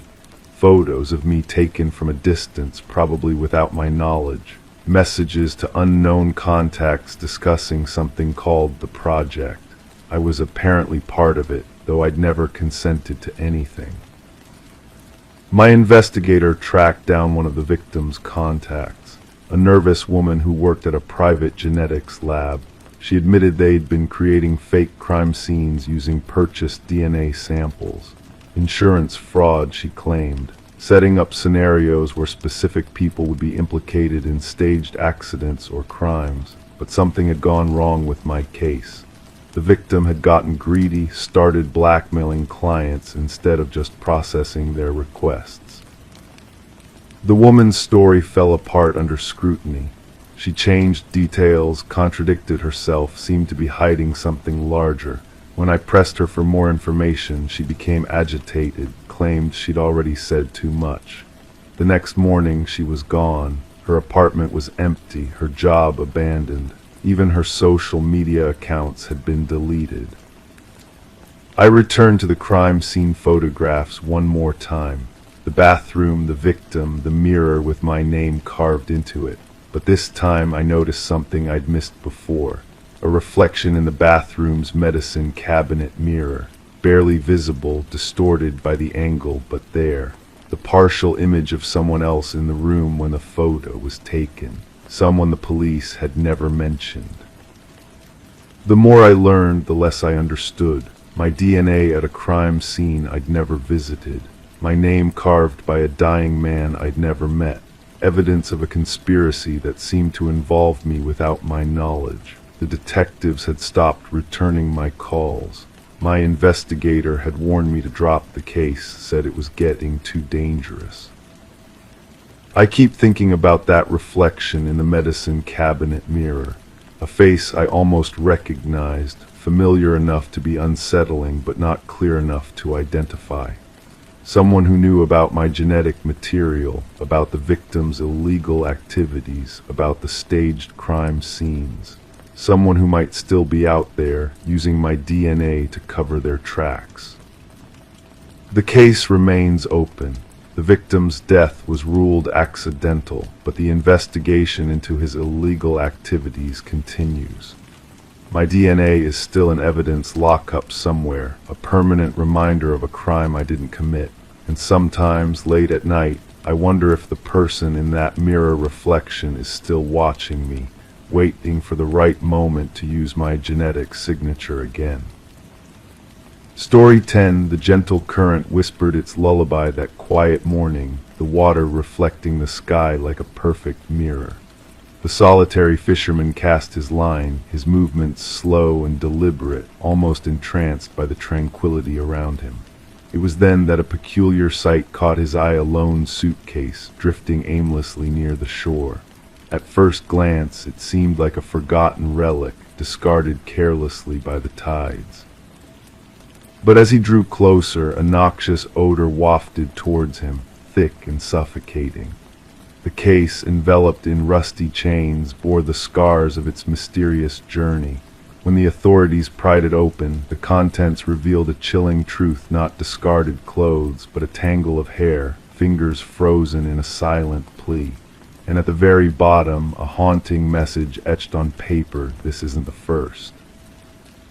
Detective Sarah Mercer arrived at the scene, her presence a calm amidst the unsettling discovery. The victim, a woman in her 30s, lay still upon the shore, her once vibrant features now muted by the water's touch. The medical examiner worked meticulously, cataloging every detail with precision, a silent witness to the tragedy that unfolded. As Mercer observed the surroundings, her keen eyes caught a peculiar detail: not the brutality of the act, but the eerie reverence shown towards the victim's appearance. Manicured nails, freshly styled hair, garments of luxury, all signs of a meticulous preparation, a macabre display of twisted devotion.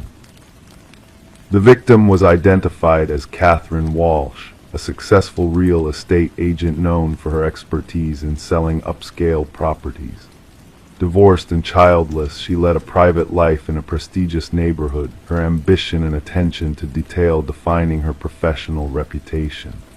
Her sudden disappearance, reported by her concerned assistant, sent ripples of unease through her colleagues and clients. She wouldn't miss such an important showing, her assistant insisted, a note of desperation in her voice. It was her moment to shine, her biggest sale awaiting her. As the investigation unfolded, Walsh's meticulously curated life came into focus. Her home, a shrine of perfection, revealed a glimpse into her meticulous nature. Every corner exuded order and precision, a facade of flawlessness carefully maintained. Yet a single drawer slightly ajar in her home office unveiled a hidden truth: a leather-bound journal, its final entry shrouded in cryptic fear. He's watching again. Same car, different plates. Digital traces led Mercer down a dark path, unveiling a pattern of eerie messages and clandestine surveillance. Unknown senders whispering the same unsettling phrase: I see your perfection. A chilling echo of violation, a sinister presence lurking in the shadows of Walsh's pristine life. The pieces of the puzzle began to align, painting a portrait of a meticulous predator, a master of his twisted craft. The breakthrough emerged from an unexpected source, a pawnshop owner's recognition of Walsh's missing emerald necklace, a link to a man named Michael Linden, a nondescript maintenance worker with a chilling secret. Surveillance footage exposed his clandestine visits to Walsh's building, a shadow moving in the periphery of her meticulously crafted existence. Linden's apartment, a facade of normalcy, concealed a chamber of horror's walls adorned with stolen moments, captured without consent, a shrine to his unsettling obsession. In the stark confines of the interrogation room, Linden's facade of innocence crumbled under the weight of evidence. His calm demeanor, a mask for his monstrous deeds, shattered as his chilling confession echoed through the room. "They were flawed," he murmured, his voice devoid of remorse. "Their perfection was a lie, a deception I could not abide."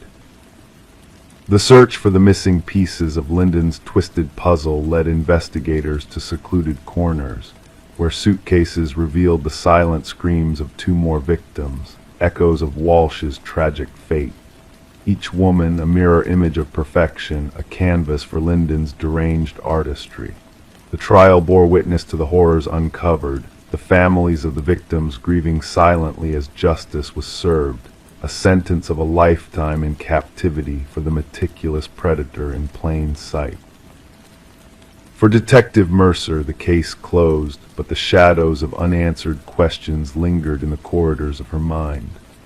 What drove Linden to his heinous acts? What darkness lurked beneath his veneer of normalcy? The river flowed on, carrying with it the remnants of a chilling tale, its waters cleansing the sins of the past. Yet on Mercer's desk lay the chilling reminders of mankind's capacity for darkness, a silent testament to the hidden horrors that lurked behind closed doors. As the world drifted into slumber, the echoes of a twisted tale faded into the night, a whispered warning of the dangers that lurk beneath the surface of ordinary lives. And in the stillness of the night, as dreams wove their gentle embrace, the shadows of the unknown danced in the periphery of consciousness, a reminder that even in the calmest waters, darkness can stir. Story 11, the wooden plank shifted beneath her weight, a subtle movement that caught her attention in the stillness of the old house.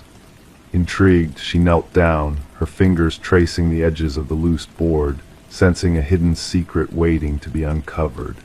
Gently she lifted the boards, revealing a dark, narrow space beneath the floor, a hidden chamber that had been concealed for who knows how long.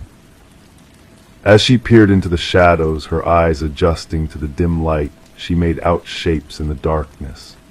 A mattress, a chair, and tucked away in a corner, a weathered notebook filled with pages bearing a single name, her own name, scribbled over and over again. Detective Morgan Reed stood quietly behind Sarah Coleman, observing the mix of curiosity and unease in her expression as she gazed into the mysterious depths beneath her newfound home. The fear in Sarah's eyes spoke of more than just the shock of discovery. It hinted at a deeper violation, a sense of intrusion that tainted what should have been a fresh beginning. "Don't disturb anything," Detective Reed advised, her voice steady yet commanding as she clicked on her flashlight, casting light into the hidden recesses. The beam revealed a chilling collage of surveillance photos plastered on the walls, snapshots of Sarah going about her daily life, unaware of being watched, of being stalked by unseen eyes. Sarah had purchased the quaint cottage from the estate of a reclusive man named Walter Green, who had passed away with no known kin. The property, vacant for months before Sarah's arrival, had seemed like a quaint fixer-upper, with no hint of the darkness lurking beneath its floorboards. "I never met him, the previous owner," Sarah murmured. "The neighbors said he was a recluse. I thought that basement was sealed off long ago. The inspection report didn't mention anything like this." As crime scene investigators descended upon the house, their tools clattering against the wooden floors, They meticulously documented the eerie contents of the hidden chamber, collecting evidence, dusting for prints, and eventually retrieving the mattress, chair, and unsettling notebook. Forensic analysis revealed a plethora of fingerprints, all belonging to Walter Green, scattered throughout the concealed space. What chilled the investigators to the core was the realization that Walter had been obsessively watching Sarah for years before his demise, documenting her every move, her every interaction. He had woven himself into the fabric of her life, a sinister shadow lurking just beyond her awareness. This level of fixation often escalates, the department psychologist noted somberly. The transition from fantasy to intent can be swift and dangerous. Detective Reed's inquiry took a disturbing turn when she interviewed Walter's former coworker from the local shopping center maintenance department. The man, visibly shaken, confessed, "Walter talked about her, you know. Said she reminded him of someone. I never thought." His words trailed off, leaving a heavy silence in the room. "Did he mention any plans involving her?" Reed pressed, her gaze unwavering. "Not plans exactly, but he'd mutter something about belonging together. I didn't think much of it at the time." A search of Walter's workplace locker unearthed a key that led them to a storage unit registered in his name. A storage unit that held a chilling replica of Sarah's former life furniture, decorations, even a mannequin meant to mirror her presence. The meticulous recreation of her living space, coupled with a calendar marked with a foreboding date, painted a disturbing picture of Walter's delusions and intentions. Further investigation revealed Walter's troubled past, his history of mental illness, and his fixation on unattainable love interests. His obsession with Sarah had been a culmination of years of unchecked desire, fueled by a belief in a connection that existed only in his own twisted reality. As Sarah made the difficult decision to sell the house, haunted by the specter of Walter's obsession, she reflected on the chilling proximity to danger she had unknowingly lived with. The investigation concluded with Walter's death, his twisted fantasies labeled as stalking with intent to harm, a fate narrowly avoided by Sarah's timely discovery. The cottage passed into new hands, its dark secrets buried beneath fresh floorboards, its history known only to a select few. Life moved on, but for those touched by the tendrils of the hidden room beneath the floor, the memory lingered, a cautionary tale of unseen threats, of monsters lurking in the shadows, and the fragility of safety in a world where darkness can hide just beneath the surface. Story 12. The apartment had sat in silence for months, its rooms holding secrets untold. When the new tenants crossed the threshold, they expected only dust and perhaps a few remnants of the past. But one door, stubborn and unyielding, stood in their way. A closet, locked tight from within, guarding a mystery. The landlord, with a heavy heart, forced the door open, bracing for mundane discoveries. Instead, what lay beyond sent shivers down their spines. The walls bore witness to a silent struggle, etched with deep, jagged lines of desperation. And nestled in the shadows, an ancient flip phone lay dormant, its screen aglow with a single unread message. Detective Morgan Shaw, a seasoned investigator accustomed to the darkness that lurked in human hearts, felt a chill creep up her spine as she surveyed the scene. It wasn't the absence of blood or violence that unsettled her, but the silent screams etched into the wood testimony to a soul trapped, fighting for freedom. Forensics now, she commanded her partner, Officer Reed, who diligently captured the haunting marks for evidence, and pull up the records of the previous tenant. The message on the forgotten phone whispered ominous words, "I know what you did."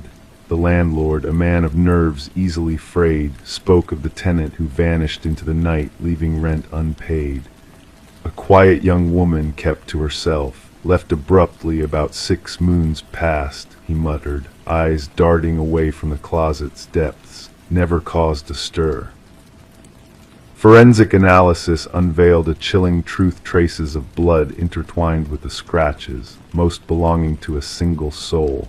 Emma Caldwell, a 28-year-old woman, reported missing after vanishing without a trace. Yet amidst her DNA, two others emerged. One remained a mystery, while the other belonged to a man declared deceased 2 winters past. This can't be real, Shaw mused, studying the perplexing lab findings. Derek Mercer, a man presumed dead, now left his mark on the walls of Emma's prison. Emma's apartment revealed a tale of interrupted existence: unopened mail, a solitary coffee mug left to stain, a bed meticulously made. Phone records hinted at a sudden silence in her life, interrupted only by a flurry of calls from an unidentified number in her final days. The sister speaks of a nameless boyfriend, Officer Reed relayed, described as intense and private. Surveillance footage painted a haunting picture: Emma trailed by a shadow in a baseball cap, slipping into the night like a specter. The pieces aligned when fingerprints belonging to Derek Mercer surfaced on the closet's inner sanctum. He staged his demise, Shaw concluded, but why, and what binds him to Emma? The enigma deepened as another missing soul emerged from the shadows: Lynette Porter, vanished without a trace years prior, now linked to Emma's tale. Shaw unearthed a sinister connection through meticulous investigation, tracing Derek Mercer's haunting presence in their lives. A remote estate unveiled the horrors Mercer had woven: a chamber of torment where Lynette languished, a living testament to his depravity. He forced me to witness. Her voice trembled, haunted by the memories, said I needed to learn the fate of those who dared to flee. Evidence mounted, painting a portrait of Mercer's twisted obsession with dominance: journals, photographs, and damning footage of Emma's final moments. "No one reveals my secrets," his voice echoed in the darkness. The pursuit of Mercer spanned borders, a manhunt fueled by dread as forensic profilers delved into the abyss of his mind. Captured at the brink of escape, Mercer carried with him the tools of his trade, a chilling reminder of his intentions. During interrogation, Mercer's facade remained unbroken, a mask of calm amidst the storm. "She penned that message herself," he smirked, deflecting blame. "She sought salvation, but found only judgment." The trial exposed Mercer's elaborate charade, a web of deceit spun to obscure his crimes. Emma's fate remained a mystery, her final moments etched in the scars of that forsaken closet. The jury's swift verdict sealed Mercer's fate, condemning him to a lifetime of shadows. In a courtroom heavy with sorrow and relief, Lynette Porter's voice rang out, "He locked us in darkness, but I choose the light." As justice prevailed, Shaw kept a relic of Emma's torment, a reminder that survival isn't always measured in bloodshed, but in the silent echoes of resilience. Story 13. In the stillness of the night, a faint flicker danced across the baby monitor's screen, like a ghostly presence seeking attention. The mother, half awake, brushed it off as mere interference, a glitch in the digital realm. But then a crackling static filled the airwaves, followed by a soft, haunting whisper, "SHHH, go back to sleep." A chill ran down her spine, freezing her in place as her heart raced with a primal fear. With trembling hands, she hurried to her son's room, the hallway stretching endlessly as dread clawed at her chest. Upon flinging open the door, her worst nightmare unfolded before her eyes. The crib stood empty, devoid of its precious occupant. The room remained undisturbed, the window sealed shut, the door securely locked. All that seemed out of place was a lone stuffed rabbit, its lifeless eyes fixed upon her with an unnatural intensity. Rebecca's screams pierced the night, a raw outpouring of anguish that echoed through the walls, drawing the attention of concerned neighbors who swiftly dialed emergency services. When the authorities arrived, they found her huddled on the nursery floor, clutching the stuffed rabbit to her chest, lost in a world of disbelief and despair. The disappearance of 4-month-old Samuel left a void that defied explanation. The initial investigation yielded more questions than answers, no signs of forced entry, no alarms triggered, just a vanishing act that defied logic. Suspicion fell upon Rebecca, her past struggles with postpartum depression casting a shadow of doubt upon her grief-stricken countenance. As the community whispered and pointed fingers, a glimmer of hope emerged from the shadows. Forensic experts uncovered tiny fibers on the windowsill, fibers that hinted at a clandestine entry from outside, a silent intruder with a skillful touch.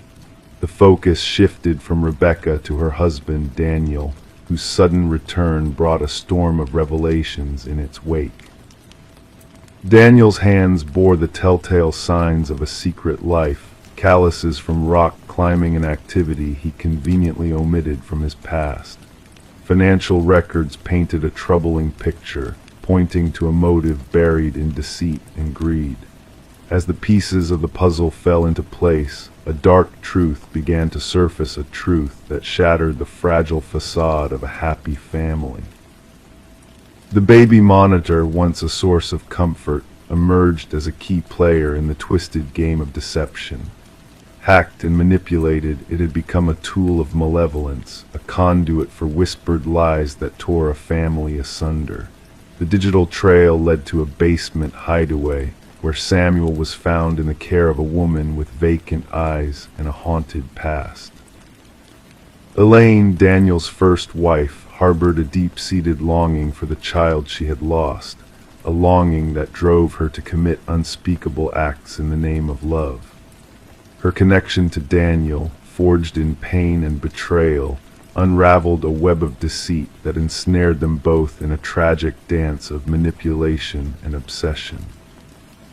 As the courtroom hushed in anticipation, the truth unfurled in a tapestry of betrayal and heartache. The whispered voice on the baby monitor, once a harbinger of terror, now served as a damning witness to the sins that had been committed in the dead of night. Daniel's cough, a seemingly innocuous detail, became the final nail in the coffin of his lies, sealing his fate alongside Elaine's.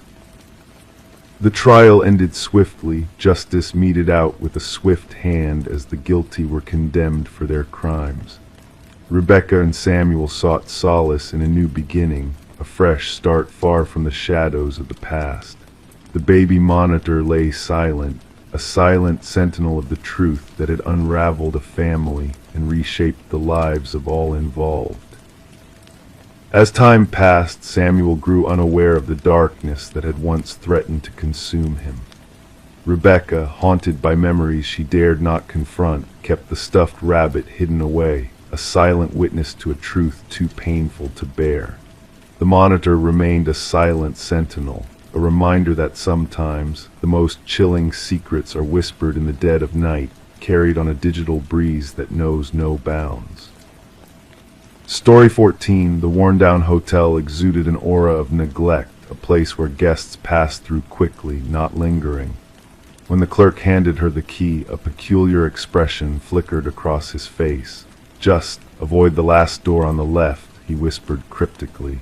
Intrigued by his warning, she couldn't resist the pull of curiosity. That night, in the dimly lit hallway, she hesitated in front of the ominous door. The metal handle sent shivers down her spine, and as she leaned in closer, she heard a faint, eerie breath from the other side. Detective Morgan Reed, with a heavy heart, entered the scene of the crime, crossing under the yellow tape that marked the threshold. The smell of iron lingered in the air, a stark reminder of the tragedy that had unfolded. Bloodstains marred the once innocent carpet, a stark contrast to the untouched aspects of the room.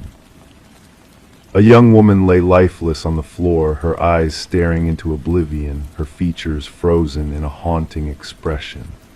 Reed knelt beside the victim, careful not to disturb the carefully placed evidence markers.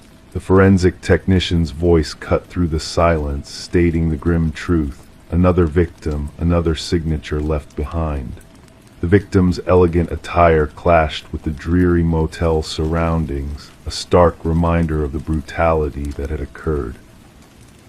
It was not a crime of theft, but of something far more sinister. The hotel manager lingered in the background, his pallor betraying his shock and disbelief. "She checked in alone, paid in cash. I never imagined." His voice trailed off, choked with emotion.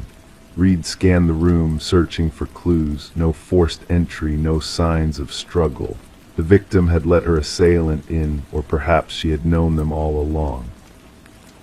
Back at the station, Reed pinned up photos of the latest victim alongside two others, drawing connections between the tragedies. The press buzzed with speculations of a serial killer on the loose.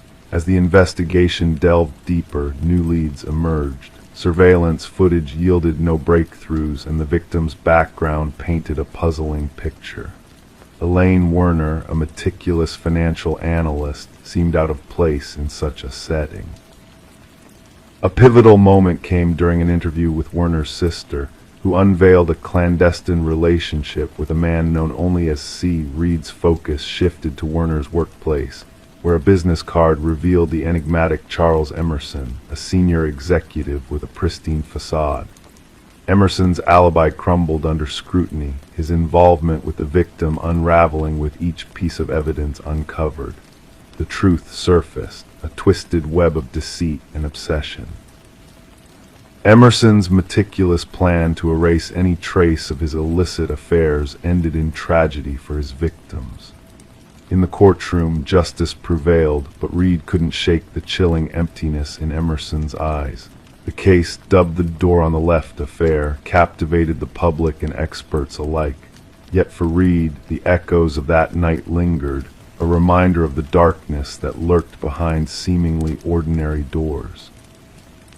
In the evidence locker, 3 hotel keys lay dormant, poignant symbols of lives lost and secrets buried, a testament to the haunting truth that some doors once opened can never be closed. Story 15.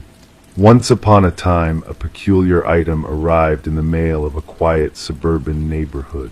It was a single, worn brass key enclosed in a plain envelope without a return address. The homeowner, Sarah Miller, found herself holding this mysterious key, feeling a strange sense of familiarity despite not recognizing it. She attempted to use the key in every lock she owned, but to no avail. It did not belong to her. Placing it on her coffee table, she was startled when the old grandfather clock in the hallway emitted a solitary, echoing chime, even though it had been silent for years. Perplexed by this odd occurrence, Sarah decided to report the incident to the authorities. Initially, the responding officer dismissed her concerns, attributing the key's arrival to a possible mistake. However, Sarah's intuition told her otherwise. Something felt amiss.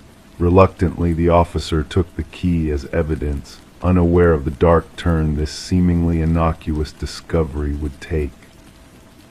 The case landed on the desk of Detective Robert Harmon, a seasoned investigator with a knack for unraveling mysteries that transcended their benign beginnings. The brass key sat on his desk, unassuming yet unsettling in its implications. Background checks on Sarah revealed no red flags. She was a retired teacher with a clean record and no apparent connections to criminal activities. The forensic team found no fingerprints on the key besides Sarah's, and the envelope yielded no useful information. A breakthrough occurred when Detective Harmon decided to delve deeper by running the key's unique pattern through the department database. To his astonishment, a match emerged with a cold case from 7 years prior, a case involving a storage unit linked to disturbing evidence of potential crimes against women. The original investigation had hit a dead end due to the lack of concrete evidence. As the investigation progressed, Sarah's anxiety heightened, leading her to fortify her home with additional security measures. The search for the key's sender intensified, eventually pointing towards a former neighbor named Harold Jenkins. Jenkins, a man shrouded in mystery, had left behind a trail of unexplained gaps in his past, arousing suspicions of a darker nature lurking beneath his unremarkable facade. The true extent of horror unfolded when authorities discovered a hidden room beneath a cabin owned by Jenkins' deceased mother. Inside this clandestine chamber were meticulously organized shelves displaying numerous brass keys, each engraved with a name and date. Some keys corresponded to identified victims, while others hinted at a larger, more sinister truth, a truth that unveiled a series of heinous crimes committed by Jenkins over the span of a decade. The manhunt for Jenkins intensified as the community reeled from the revelation of his atrocities. A nationwide search ensued, culminating in a gripping confrontation that ended with Jenkins taking his own life. In the aftermath, a journal detailing his crimes and a chilling message addressed to Sarah were uncovered, shedding light on the twisted motivations behind his actions. As the investigation unfolded, the full scope of Jenkins' depravity came to light, revealing a trail of devastation and loss that left a lasting impact on all involved. Sarah, forever changed by the ordeal, chose never to return to her home, haunted by the proximity of evil that had brushed against her life. The case of Harold Jenkins, dubbed the Keymaster, serves as a harrowing reminder of the darkness that can lurk beneath seemingly ordinary surfaces. It stands as a cautionary tale, prompting researchers to delve into the psyche of predators like Jenkins in hopes of preventing similar tragedies from unfolding in the future. And amidst the silence of an evidence locker, a collection of brass keys remains as silent witnesses to the lives lost and the chilling truth of the hidden horrors that can exist within our midst. Story 16. In the depth of night, a pocket dial broke the silence, an accidental transmission of static and faint muffled sounds. Initially dismissed as a glitch, it piqued the operator's curiosity when a voice pierced through the chaos. A woman's voice, hushed and frantic, whispered urgently, "He's here." Then an eerie silence engulfed the line, leaving behind a chilling void. The mysterious call originated from an empty house, a dwelling abandoned and cloaked in solitude for years. Upon investigation, no traces of forced entry or disruption could be found. Yet amidst the layers of dust in the neglected kitchen, a phone rested on the counter, its screen softly aglow. The call had been placed mere minutes before, a ghostly echo of the past. Detective Morgan Reed, plagued by the haunting whisper, replayed the enigmatic message for the 5th time. The voice lingered in the air, laden with desperation, fear, and an air of impossibility. The forsaken property once belonged to the Sullivan family, who had vacated the premises after a devastating house fire ravaged the West Wing. Since their departure, the house had remained uninhabited. The caretaker, a faithful guardian, attested that no intruders had trespassed in years. Perform a background check on the number, Morgan instructed her partner, Detective Walsh. The investigation unraveled a connection to Catherine Sullivan, the deceased daughter of the family. She had tragically perished in a car accident 3 years prior, her existence now etched in the annals of memory. As Morgan scrutinized the phone encased in an evidence bag, the pieces of the puzzle refused to align. How could a deceased woman's phone manifest calls from a desolate abode? The countertop bore faint disturbances, as if the device had materialized out of thin air. The forensic team's efforts yielded no substantial leads, no identifiable fingerprints, no trace of intruders. The doors remained locked, the windows sealed shut. The heart of the investigation became that fleeting 11-second recording, an amalgamation of static, breaths, and 5 harrowing words. Voice analysis affirmed an uncanny resemblance to Catherine Sullivan's voice with a staggering 98% certainty. The timestamp unveiled a chilling revelation. The call had transpired at the precise moment of Catherine's demise 3 years earlier, down to the very minute. Morgan and Walsh delved into Catherine's past, seeking solace in the threads of her existence. Her father, now remarried, appeared genuinely bewildered. Her mother, cloistered in a modest apartment, crumbled upon hearing the spectral message. "That's my Katie," she murmured, her voice laced with anguish. "She sounds so terrified." Mark Jennings, Catherine's former beau at the time of her passing, maintained an alibi for the night of the peculiar call.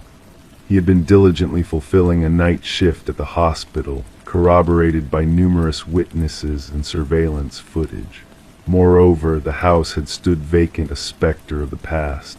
The inexplicable call defied logic, a perplexing enigma cloaked in shadows. The investigation languished until a pivotal call from Catherine's mother breathed new life into the case. "I stumbled upon something among her belongings," she quivered. "Katie kept a journal, the final entry. You must see it." Within the pages of the journal lay a testament to Catherine's tumultuous relationship with Mark. The narrative unfurled from tender beginnings to the insidious tendrils of control, isolation, and ultimately dread.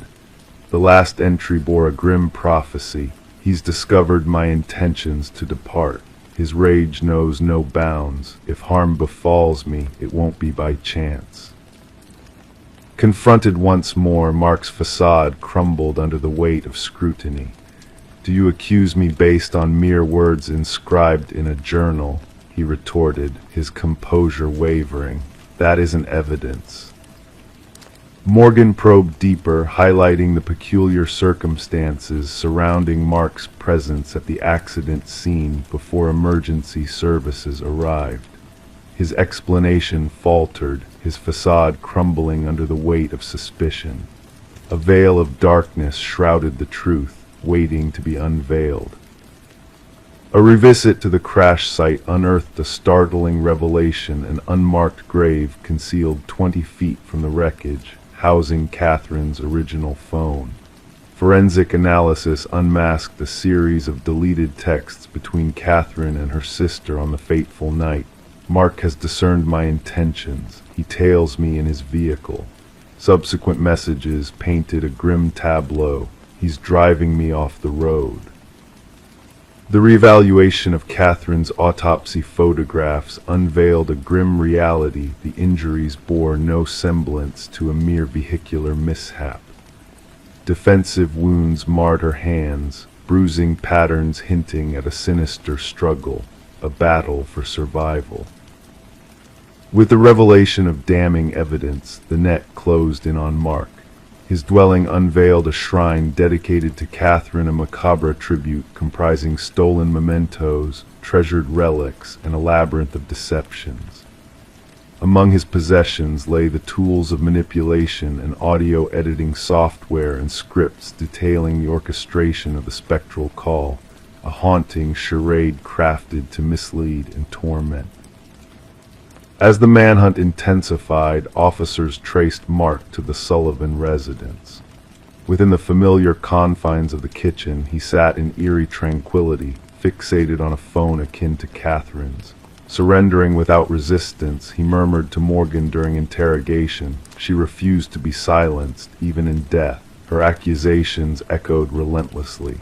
I needed the world to heed her ghostly plea, a phantom's testimony beyond the grave. The scales of justice tipped decisively as the jury swiftly delivered a verdict of first-degree murder against Mark. In the courtroom's hushed confines, Catherine's mother clutched the journal close to her heart, a poignant emblem of closure and retribution.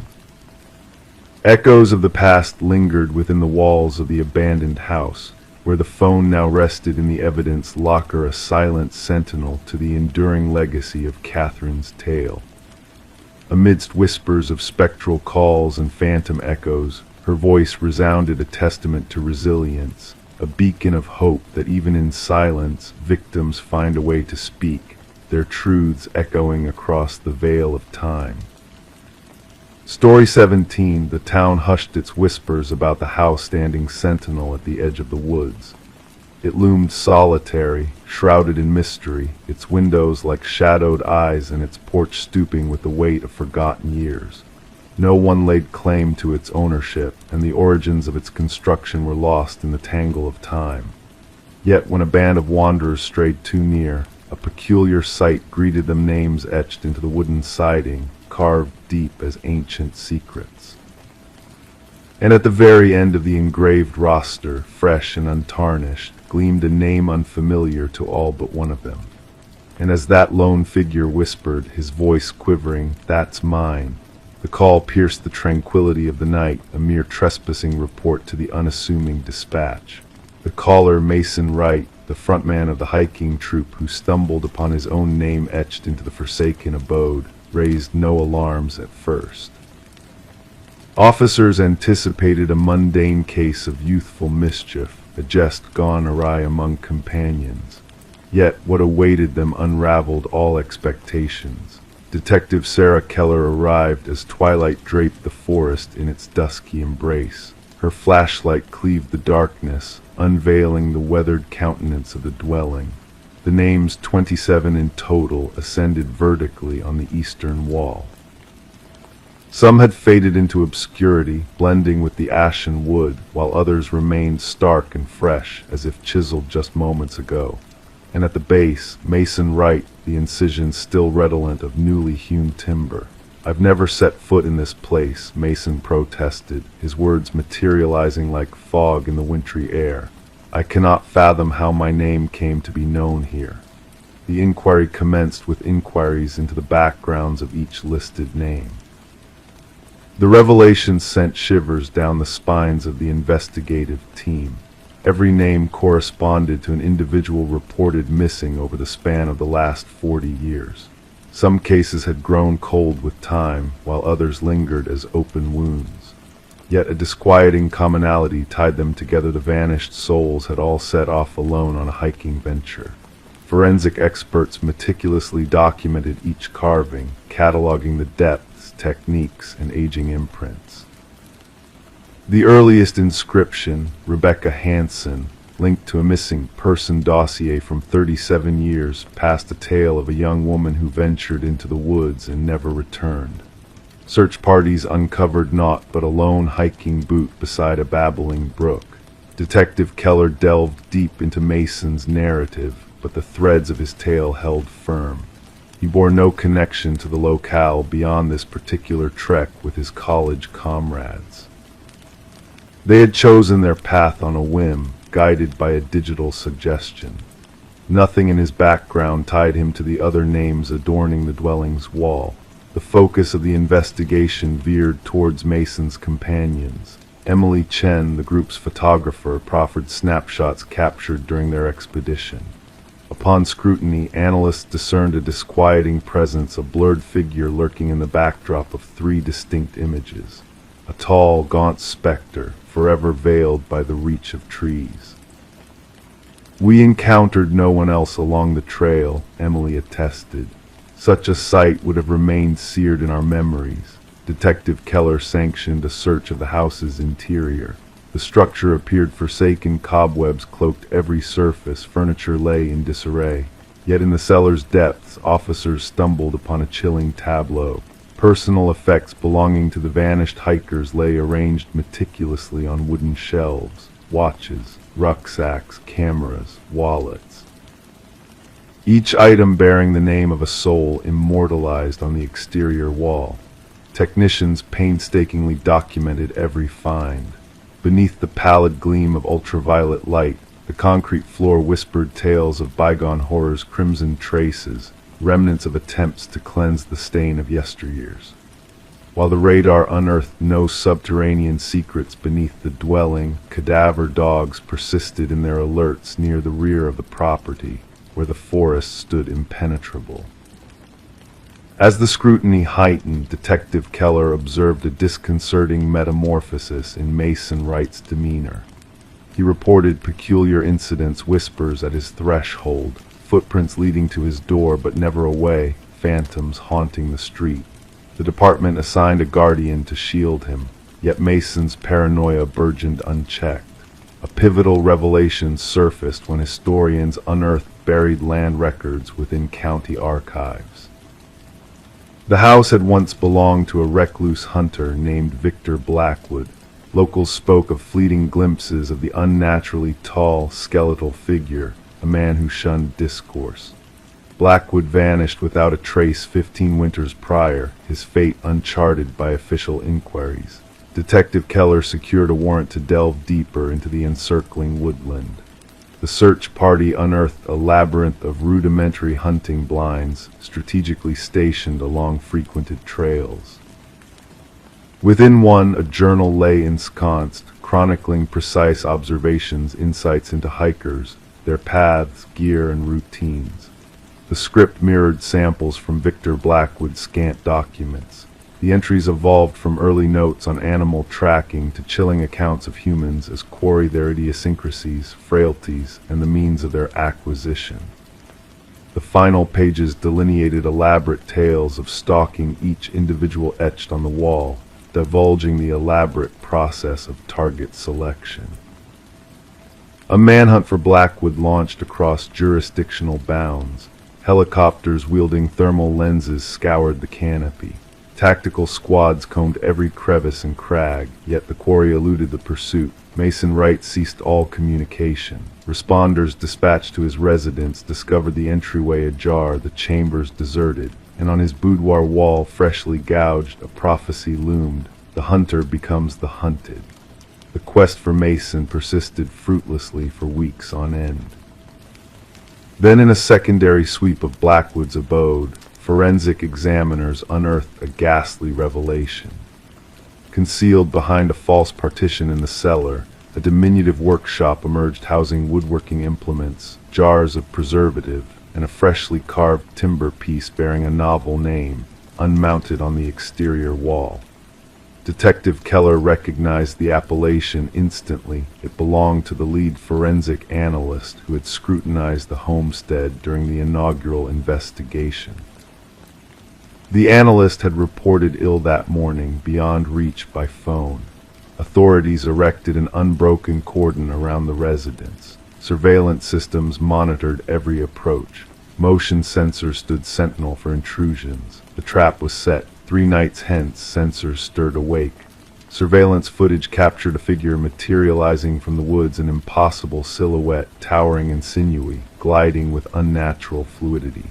The figure advanced upon the dwelling, unfazed by the watchful eyes. As tactical units closed in, the cameras blinked out momentarily. Upon restoration, the figure had evaporated into the night. The house endures under ceaseless vigil to this day. Mason Wright and the forensic analyst slipped beyond reach. The inquest persists, drawing fresh resources as echoes of kindred vanishings ripple from distant wooded realms. The names etched upon the wall have transcended into lore among lawkeepers. Some voices refuse to utter them aloud. Others avert their gaze from the enigma entirely, and local wayfarers skirt wide around the dwelling, fearing that even whispering of it might inscribe their names upon that dreadful list, the names unspoken. Story 18. The old house sat silent, shrouded in mystery, its secrets whispered by the wind that danced through the overgrown garden. For years it had stood vacant, a shadow of its former self. No one dared to venture inside, for the rumors that swirled around it were as dark as the night sky above. The neighbors spoke in hushed tones of the young woman who had vanished without a trace, leaving behind a trail of unanswered questions and lingering fear. They said no one had lived in that house since her disappearance, but when the new tenants arrived, they found the bedroom locked tight, a puzzle waiting to be unraveled. With a sense of trepidation, they forced the stubborn door open, revealing a room frozen in time. The air within was heavy with the weight of years gone by, the scent of neglect mingling with something indefinable, a touch of unease that lingered in the shadows. The bed stood neatly made, untouched by time. The mirror gleamed, reflecting the dust motes dancing in a shaft of pale moonlight. And there upon the desk a single candle stood as a sentinel, its flame extinguished long ago, leaving behind a pool of hardened wax that gleamed like tears frozen in time. But it was the notebook that drew their eyes, its pages whispering of a story left untold. Detective Morgan, a shadow in the dimly lit room, traced his fingers over the words written by a hand long gone. Elise Winters, aged 26, her name echoed through the silence, beckoning him to unravel the mystery that lay before him. The pages told a tale of a woman on the edge, of shadows that danced at the edge of her vision, of a truth that threatened to consume her. Her handwriting, once precise and steady, grew jagged and frantic as the entries progressed, a descent into madness captured in ink. "I know he's watching me tonight," the final entry whispered, a plea for help frozen in time. "If something happens, know that it wasn't random." The words hung heavy in the air, a ghostly echo of a life cut short. As the detectives combed the room for clues, a faint chemical odor lingered, a reminder of something dark and hidden. The landlord, a specter in the doorway, watched with haunted eyes, his past sins laid bare before him. Elise Winters, a paralegal with a mind sharp as a blade, had stumbled upon a truth too dangerous to ignore. Her pursuit of justice had led her down a path lined with deceit and betrayal, a path that had ultimately led to her disappearance. The investigation unearthed a web of lies and corruption, a tangled mess of greed and power. Elise's meticulous notes revealed a conspiracy that reached into the highest echelons of society, a truth that some would kill to keep hidden. The discovery of hidden documents and secret recordings painted a picture of a world where justice was a commodity, bought and sold by those who held the reins of power. The truth, once uncovered, could not be buried again. And so the wheels of justice turned, grinding slowly but inexorably forward. Vincent Harriman, a man of power and privilege, found himself ensnared in a web of his own making, his crimes laid bare for all to see. In the end, it was not the courtroom that delivered justice, but the room where Elise had made her final stand. Her spirit lingered in the shadows, a silent witness to the downfall of those who had sought to silence her. The house, now empty once more, stood as a monument to the truth that had been uncovered, a testament to the courage of a woman who had refused to be silenced.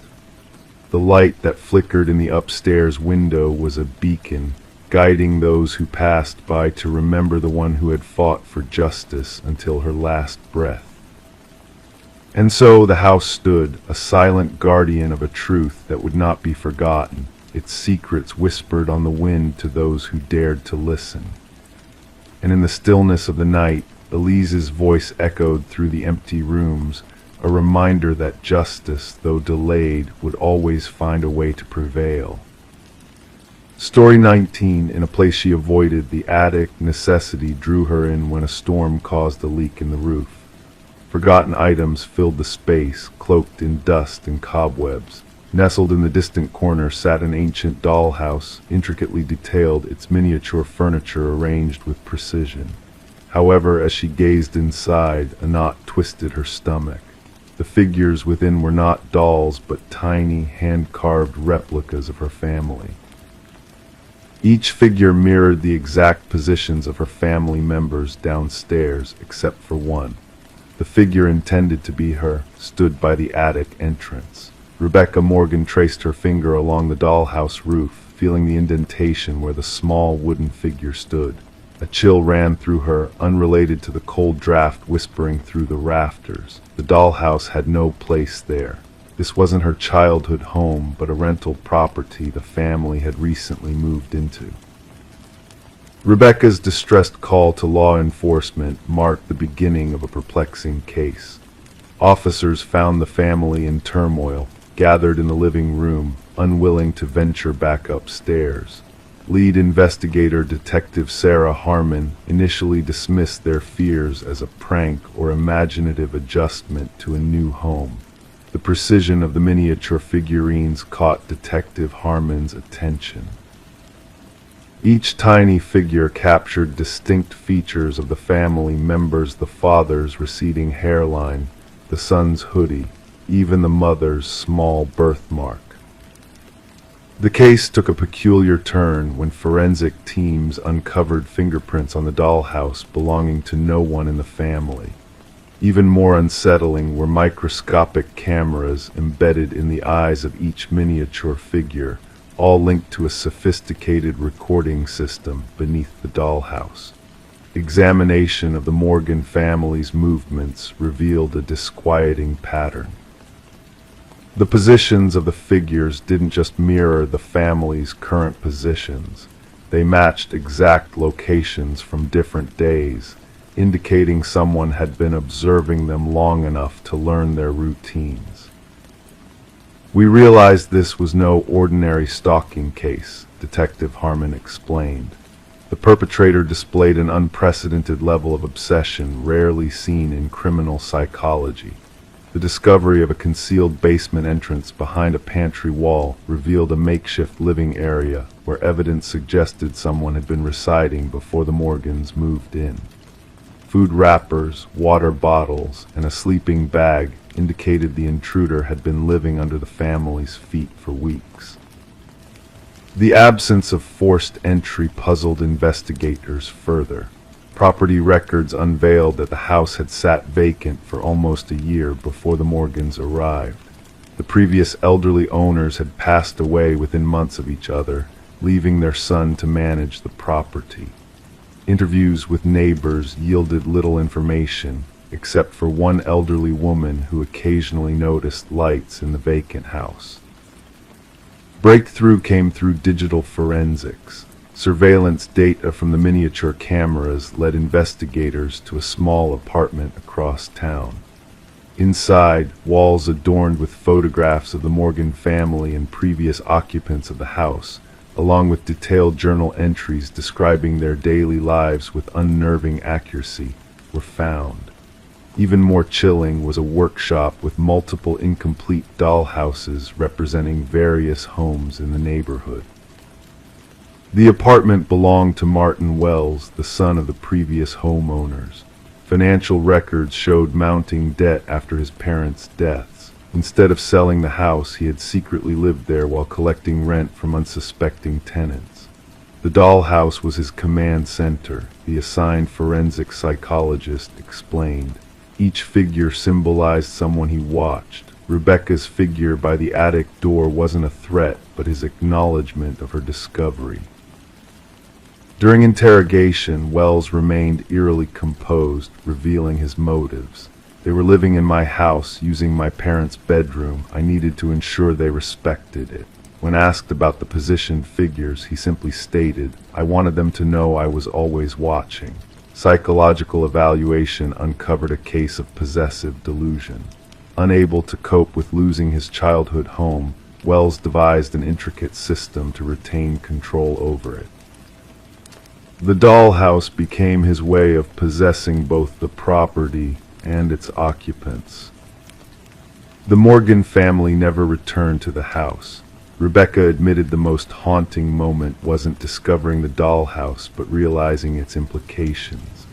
We were under surveillance all along, manipulated like playthings. The true horror wasn't the dollhouse itself, but knowing we were mere objects for someone's amusement. Wells faced charges of stalking, invasion of privacy, illegal surveillance, and breaking and entering. The case prompted a review of real estate disclosure laws concerning property deaths and agents' responsibility to ensure proper vacancy before new occupants move in. During sentencing, the judge acknowledged the profound violation the Morgan family endured. You didn't just invade their home, but shattered their sense of safety and independence. You observed their intimate moments and recreated them for your pleasure. What troubles criminologists is how long Wells might have gone unnoticed had Rebecca not uncovered the dollhouse. Analysis of his journals indicated he had covertly lived in homes for nearly 2 years, moving from one property to another, creating miniature versions of each observed family. The Morgan family eventually relocated far away. In victim impact statements, Rebecca confessed she still checks closets and hidden spaces regularly. All dollhouses and miniatures were removed from their new home. Some days I feel like I'm being watched. I wonder if somewhere, someone is manipulating a tiny version of me in a dollhouse I haven't discovered yet. Story 20. The ancient box lay hidden beneath layers of forgotten belongings in the dusty attic, a relic of the past left behind by the house's previous inhabitants. Within its confines were faded Polaroids, capturing moments of joy and celebration, birthdays, family gatherings, snapshots of a life lived. Each picture told a story, innocent and familiar, until she stumbled upon the final photograph. In that last image, the setting was her own living room, the familiar couch, the curtains she had chosen. But the family depicted was not hers. And there, lurking in the shadows of the hallway, barely visible, stood a figure, a man, watching. Rebecca felt a shiver run down her spine as she gazed at the peculiar photograph. Her fingers quivered slightly, causing the edges of the Polaroid to tremble. The family in the picture, a woman with sun-kissed hair, a man with thick-rimmed glasses, and 2 children beamed at the camera, oblivious to the looming presence behind them. Their smiles frozen in time, blissful and unaware, while danger lingered close by. Silently she descended the creaking wooden stairs, the weight of the house pressing down on her. Since moving in 4 months prior, the vast space had always felt too empty, too vast, but now it felt suffocating. Placing the photograph on the cold kitchen counter, she scrutinized it under the unforgiving glare of the fluorescent light. The resemblance was uncanny, the archway leading to the hallway, the intricate crown molding, the bay window that welcomed the morning sun. This was undoubtedly her home, yet these faces were strangers. A seasoned detective, clad in a worn leather jacket that whispered of countless investigations, arrived to unravel the mystery. Detective Morgan, with eyes that missed nothing, examined the photograph with a meticulous eye. Running a gloved finger along the edge of the Polaroid, he turned it over, revealing a blank back. "What do you know about the previous owners, the Nelsons?" he inquired in a low, gravelly voice. Rebecca confessed very little. The sale was handled through a realtor, and they had already relocated. Nodding thoughtfully, Morgan's poker face betrayed nothing. "May I take this? Our team might be able to identify the family in the picture." And so the investigation began in silence. Rebecca discovered that the Nelsons had acquired the house from the Crawfords, who had abruptly departed after 7 years. Before them, the Mornos had resided there for nearly a decade. Detective Morgan delved into property records, interviewed former neighbors, and pieced together a timeline of past occupants. A breakthrough emerged unexpectedly. A former mail carrier recognized the family in the photograph as the Sutherlands. They lived there briefly, then vanished without a trace, he revealed. Mail piled up, their absence unexplained, leaving a void where a family once thrived. Forensic analysis dated the eerie Polaroid to 15 years prior. The technician pointed out subtle details, the suspended dust particles, the unnatural stillness of the subjects. "This was a timed shot," she explained. "See how they're all posed perfectly. Someone set the camera and hurried into position." But if the Sutherlands had orchestrated the photo, who was the enigmatic figure in the hallway? Enhanced imaging unveiled more about the shadowy presence, tall, masculine, cloaked in darkness. His obscured face hinted at an intense gaze, a silent observer who seemed to belong in that space, as if he held a rightful claim to the house. Detective Morgan uncovered a haunting pattern. Prior to the Sutherlands, a succession of families had dwelled in the house for precisely 1 year before vanishing mysteriously. Always after 12 months of residency, they were gone without a trace. Rebecca, having resided there for only 4 months, sensed the weight of the past bearing down upon her. The investigation unearthed historical building records, revealing that the house was crafted by a renowned architect, but under shadowy circumstances. The original project manager vanished near completion, succeeded by a man known as Samuel Whitfield. Police archives yielded a single photograph of Whitfield, a gaunt figure with hollow eyes and a penetrating stare. When digitally aged and compared to the figure in the Polaroid, a chilling resemblance emerged. Yet Whitfield had reportedly perished in a construction mishap shortly after the house's completion, his body lost in the rubble of another building site. The basement became the focal point of the inquiry. Ground-penetrating radar uncovered anomalies beneath the concrete floor, anomalies that defied explanation. As jackhammers tore through layers of earth and stone, a putrid odor wafted forth. Buried beneath the surface were not just the Sutherlands, but all the missing families, preserved in an eerie repose. Among their belongings lay a camera, the very one that had captured the unsettling photograph found in the attic. And within the hidden crawl space, investigators stumbled upon a cot, photographic equipment, and a journal filled with meticulous observations of the families who had called the house home. The final entry, dated a mere 3 days prior, sent chills down Rebecca's spine. "The new arrival is different. She discovered my photograph too soon. I must expedite my plans." Under police protection, Rebecca sought refuge in a hotel, haunted by restless nights and spectral whispers. One evening her slumber was shattered by a ringing phone, its shrill tone cutting through the darkness. Answering, she was met with silence, punctuated by the mechanical click of a Polaroid camera churning out a photo in the void. The investigation lingered on, the house a silent sentinel with its windows shrouded in darkness, its secrets veiled from prying eyes. Samuel Whitfield remained an enigma, his fate uncertain. Some speculated his demise long past, while others whispered of a clandestine departure to a new abode, a new guise. And somewhere in the dim recesses of a hidden chamber, photographs continued to develop new families, new homes, new specters in the shadows. Those who sought to uncover the truth about the man in the photograph found themselves under an unseen gaze, watched by unseen eyes in the stillness of the night.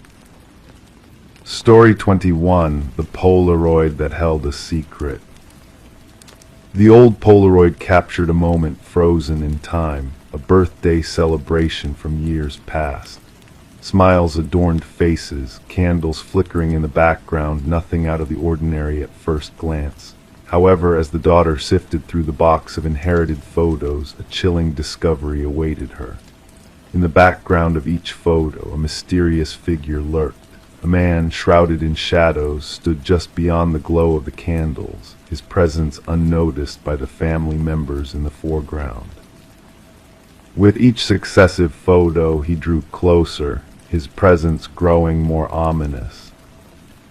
Sarah Winters stumbled upon the collection while clearing out her mother's attic after the funeral. A simple cardboard box labeled Memories held a treasure trove of faded photographs, capturing moments of joy and togetherness from her childhood.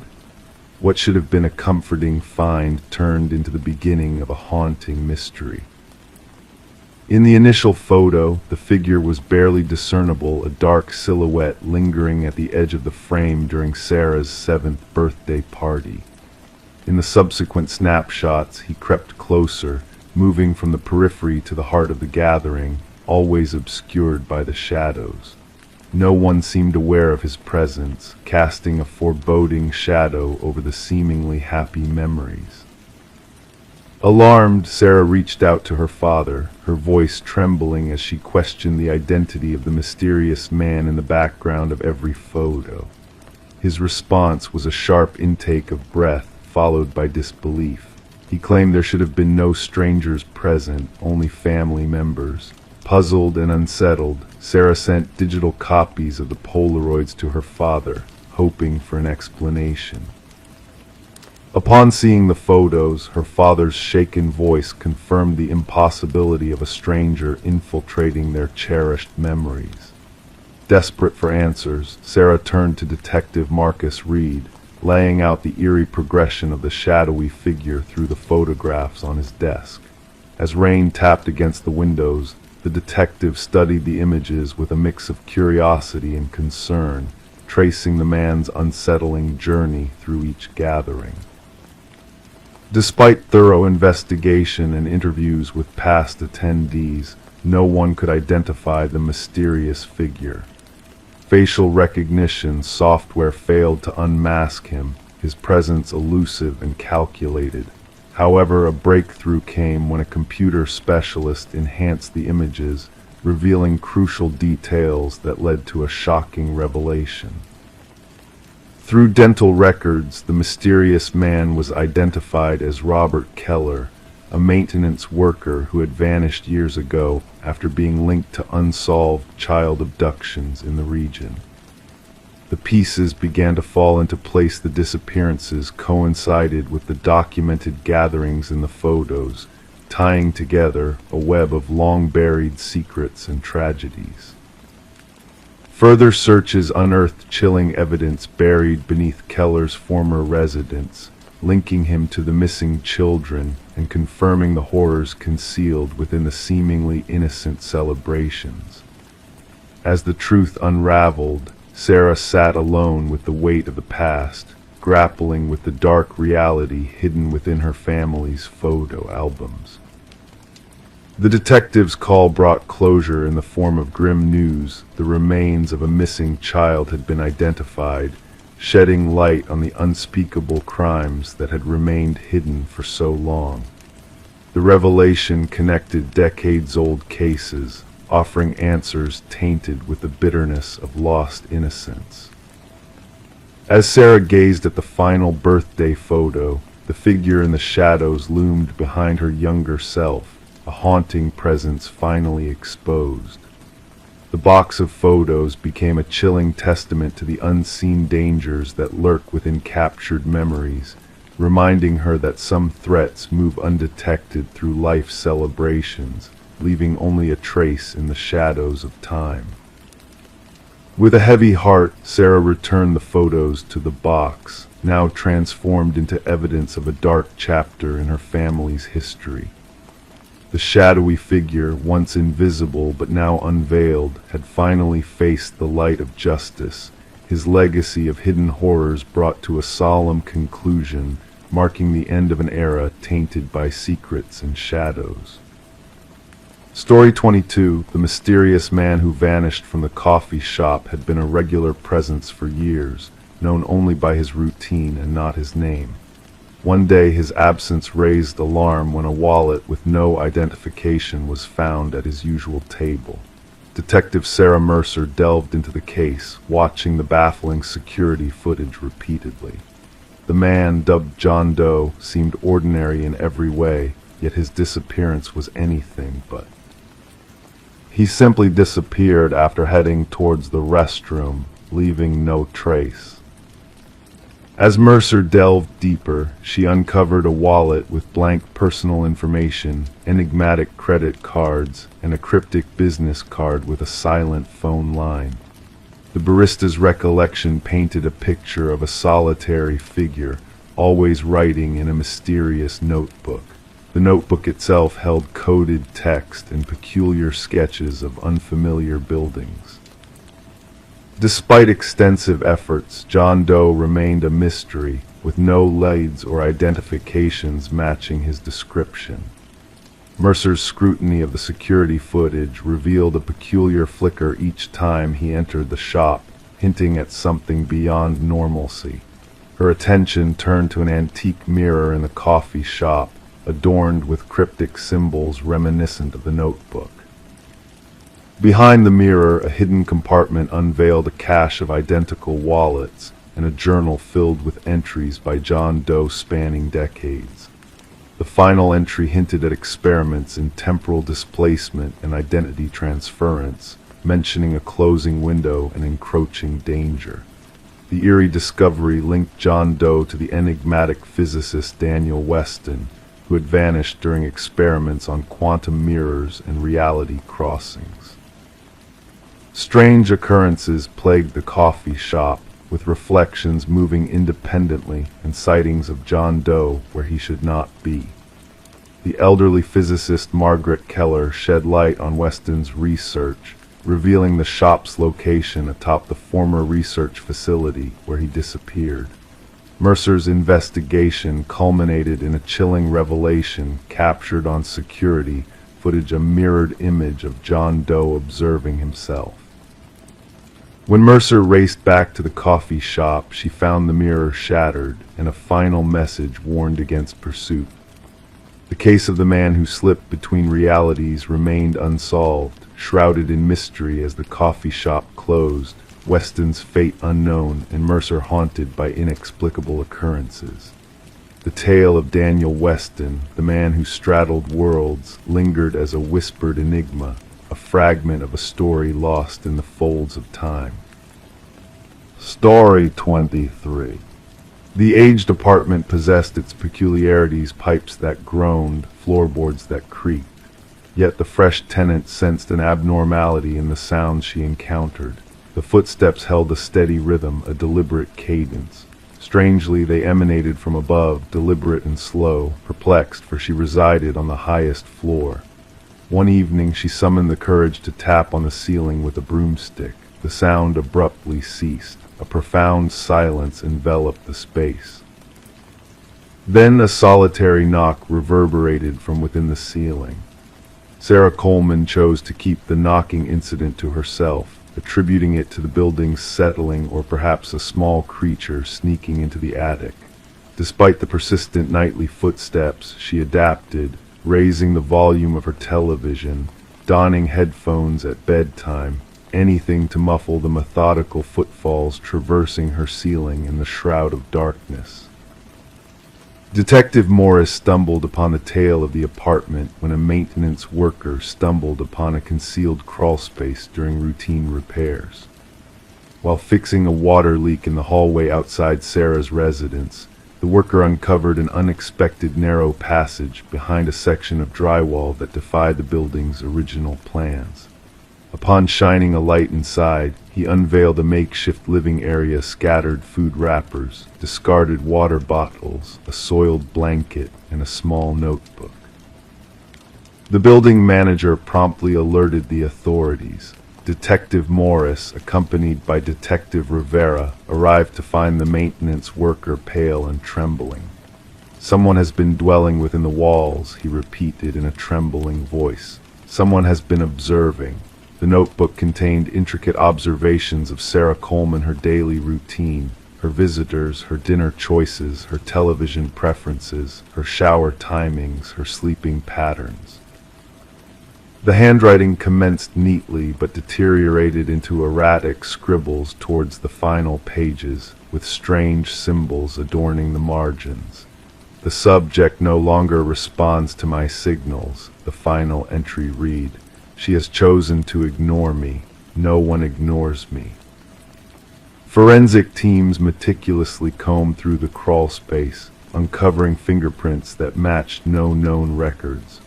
They unraveled a labyrinth of passages integrated into the building's walls and ceilings, some dating back decades as per structural assessments. These passages linked to 5 separate apartments, but culminated in observation points, tiny apertures camouflaged as fixtures or subtle damages in just one, Sarah Coleman's. Current residents reported no anomalies beyond the typical apartment noises. However, former occupants shared a different narrative. 3 prior tenants of Sarah's apartment recounted feeling an eerie gaze upon them or hearing inexplicable movements. One had hastily relocated after a mere fortnight. None had divulged their encounters, fearing they would be deemed paranoid. The breakthrough in the investigation occurred when forensic analysis unveiled minuscule blood splatters in one of the crawl spaces. DNA analysis linked the traces to Martin Weaver, a former resident who had vanished without a trace 4 years earlier. His family had filed a missing persons report, only for the case to grow cold. Martin had lived in the apartment directly beneath Sarah's. Detective Morris revisited Martin's disappearance. According to neighbors, Martin had grumbled about noises emanating from above his apartment. He had confronted the tenant residing above him at the time, a reserved individual named Edward who kept to himself. Following the confrontation, Martin disappeared. Edward vacated the premises the subsequent month, leaving no forwarding details. Investigative efforts unveiled a pattern in Edward's rental history. He had inhabited 6 distinct apartment buildings over 2 decades, consistently opting for top-floor units, forging minimal social connections, and eventually departing without notice. A resident from his 3rd abode described him as intense and recalled his constant complaints about requiring silence. Property records disclosed that Edward had procured secluded rural land. Upon reaching the location, investigators uncovered a cabin adorned with photos and notes. Snapshots of residents from various apartment buildings, Sarah Coleman and Martin Weaver among them. Maps detailing ventilation systems and structural vulnerabilities. Elaborate journals chronicling observations of the specimens and preserving the habitat. At the cabin's core stood a corkboard embellished with newspaper clippings, missing persons reports. 6 in total, all former residents of buildings where Edward had dwelled. Beneath the board, deep grooves marred the wooden floor, hinting at a heavy object being dragged repeatedly. Beyond the cabin, cadaver dogs led the investigators to freshly disturbed soil. Excavation uncovered human remains, and then another grave, and another. As forensic anthropologists commenced the somber task of identifying the victims, Detective Morris revisited Sarah's apartment building. Though the crawl spaces had been sealed off, residents sporadically reported peculiar sounds. While installing new security systems, maintenance personnel stumbled upon a hidden corner where the ceiling met the wall in the hallway, a fresh notebook, newer than the initial discovery. The first page bore a single line: "They found my old nest, but not my new one." The handwriting mirrored that of the previous notebook. The concluding page featured a crude sketch of Sarah's apartment layout with a newly marked red passage and a date for that very night. Officers hastened to evacuate Sarah, only to discover her dwelling deserted.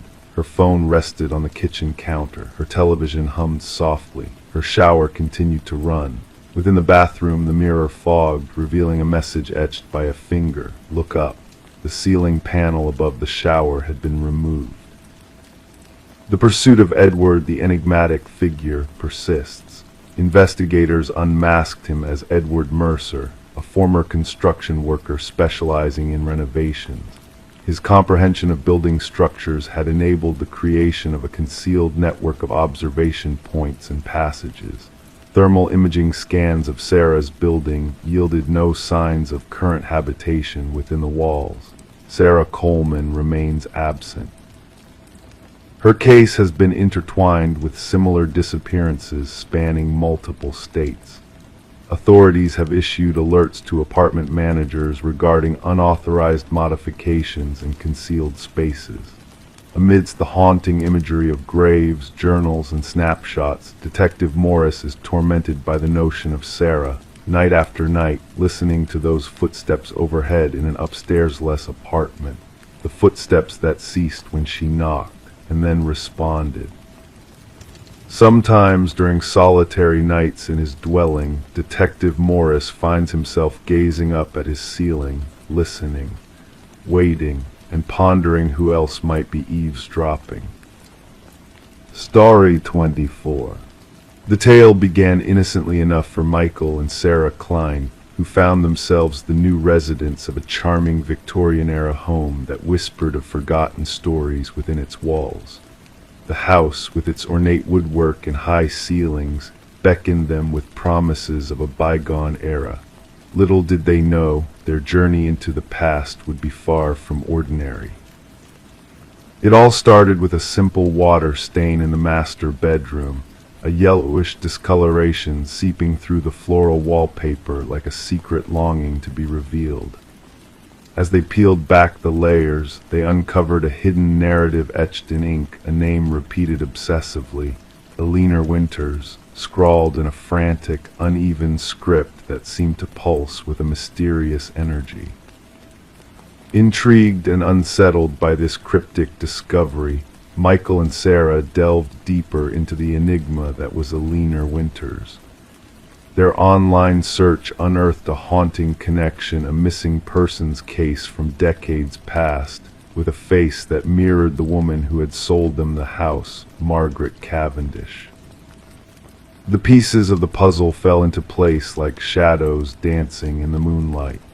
Margaret's silver-streaked dark hair and elegant demeanor had masked a chilling truth, a truth that lay buried beneath the layers of time and deception. Their home, once a sanctuary of charm and character, now held the echoes of a long-forgotten tragedy. The walls whispered secrets of a fractured mind, of a desperate attempt to cling to reality amidst a web of assumed identities.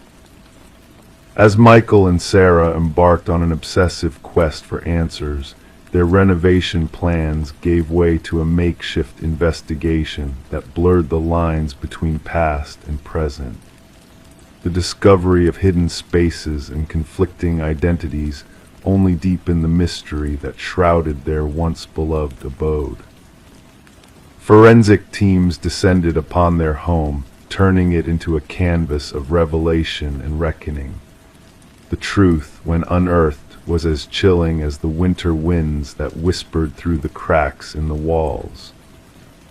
Eleanor Winters, long thought lost to the shadows of time, emerged from the depths of the past, her presence felt in the very foundation of the house. And Rebecca Eldridge, the fractured soul who had woven a tapestry of deceit and delusion, stood exposed in the harsh light of truth.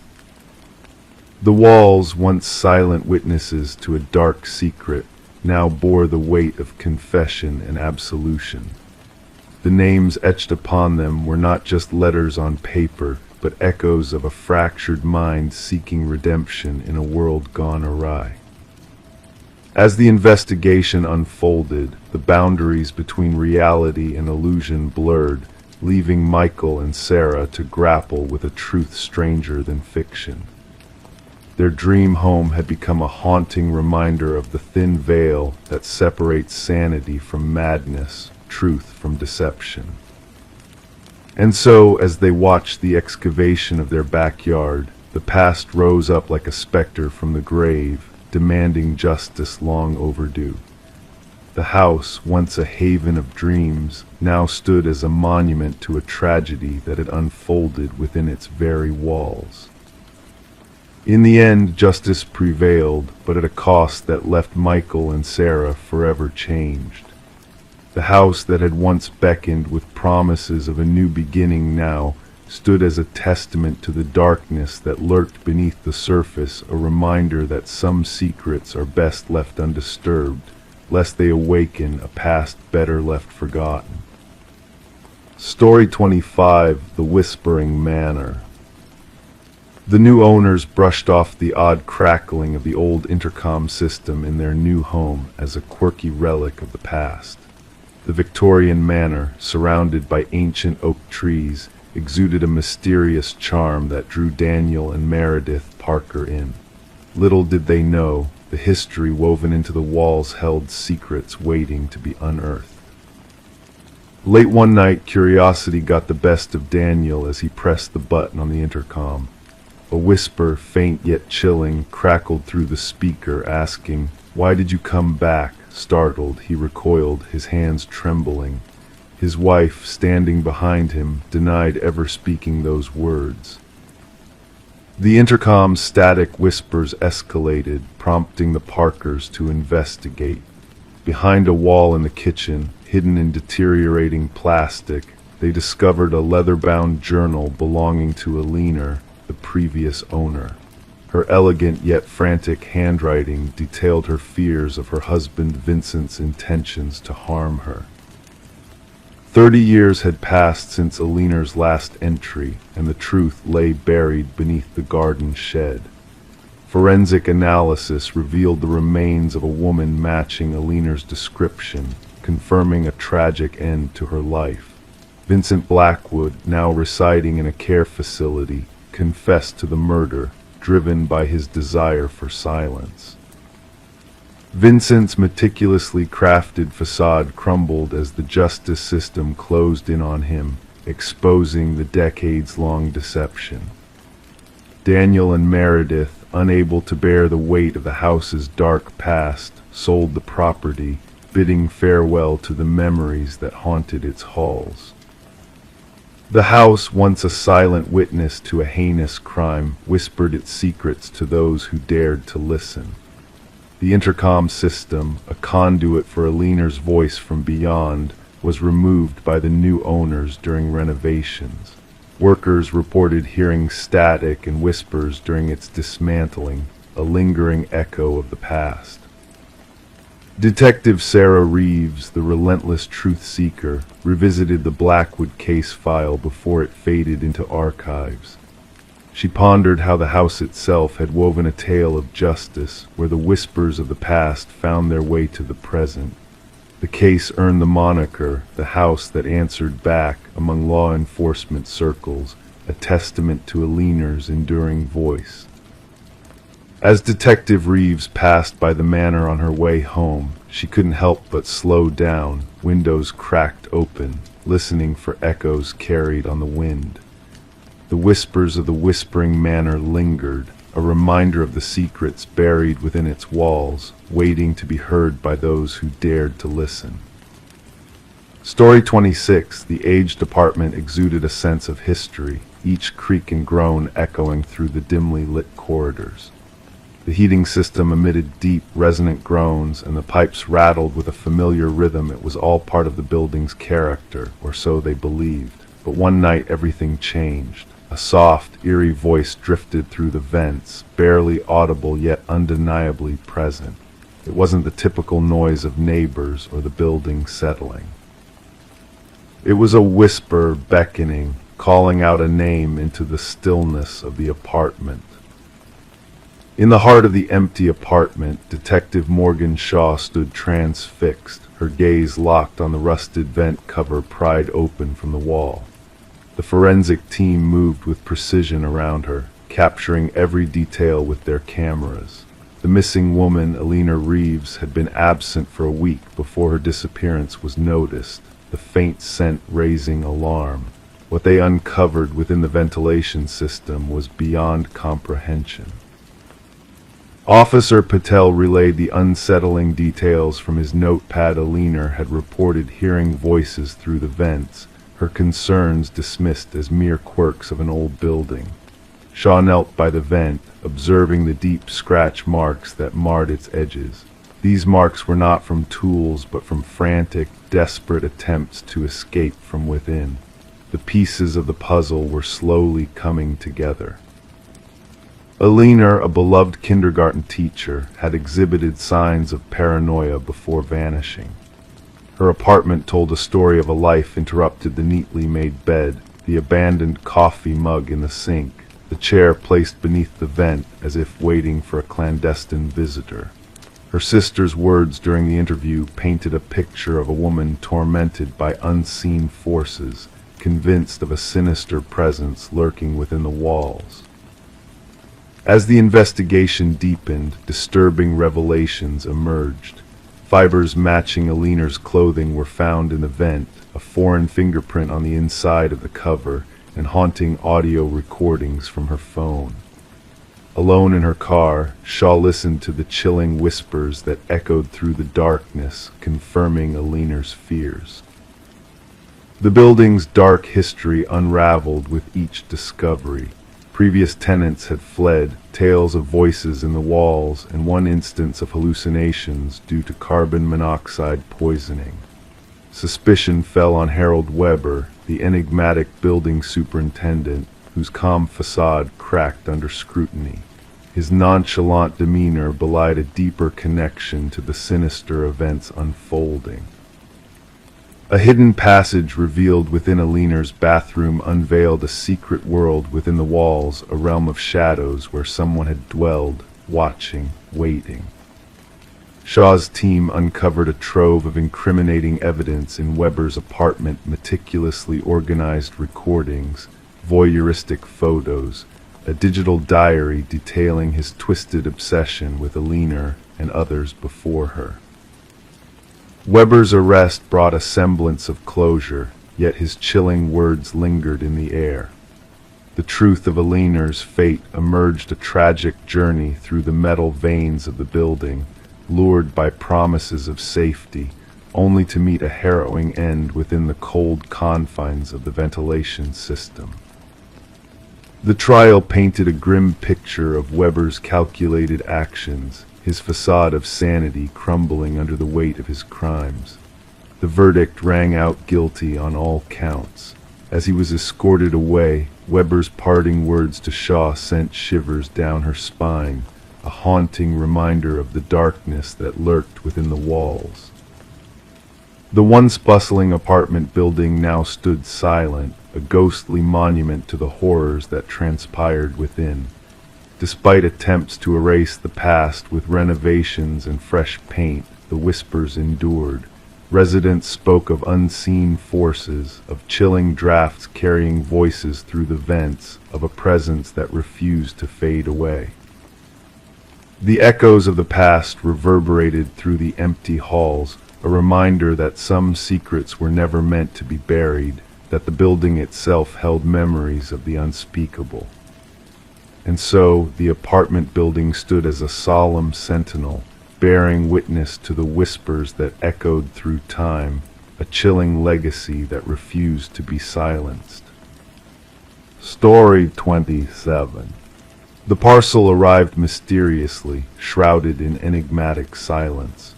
No sender's name, no tracking code, only a weathered cardboard box kissed by the morning dew. Sarah Miller knew it wasn't meant for her. The address matched hers, but the name was a stranger's. She hesitated, a fleeting thought urging her to leave it untouched on the porch.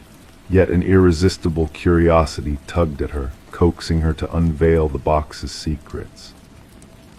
With delicate hands, she peeled back the adhesive tape, anticipating mundane contents like books or clothes. Instead, nestled within was a VHS tape, accompanied by a solitary sticky note bearing a simple command: watch alone. Sarah held the black plastic cassette in her hands, its weight feeling unusually heavy, as if burdened with forbidden knowledge. Tracing her fingers along its worn edges, she sensed a peculiar energy emanating from the object. The handwritten note revealed traces of urgency, each stroke etched with a sense of haste. Surrounding her, the suburban neighborhood hummed its usual tune, a distant dog's bark, children's laughter drifting from afar. the rhythmic drone of a lawnmower slicing through the tranquility of the morning. Bringing the enigmatic package inside, Sarah placed it on her kitchen counter, uncertainty clouding her thoughts. The name Daniel Whitaker held no significance in her world. Having resided in the house for years, she had never received mail for anyone by that name. The former occupants, the Johnsons, had long departed to be closer to family. Conflicting emotions of curiosity and unease wrestled within her as she glanced at her dusty VCR, a relic of bygone days. There was an inexplicable allure to the tape, a mystery concealed within its worn, black casing. Against her better judgment, Sarah inserted the tape into the VCR. Initially, static danced across the screen, gradually sharpening into focus. A dimly lit room materialized, illuminated by a solitary lamp. The camera angle seemed hastily arranged, casting an air of urgency.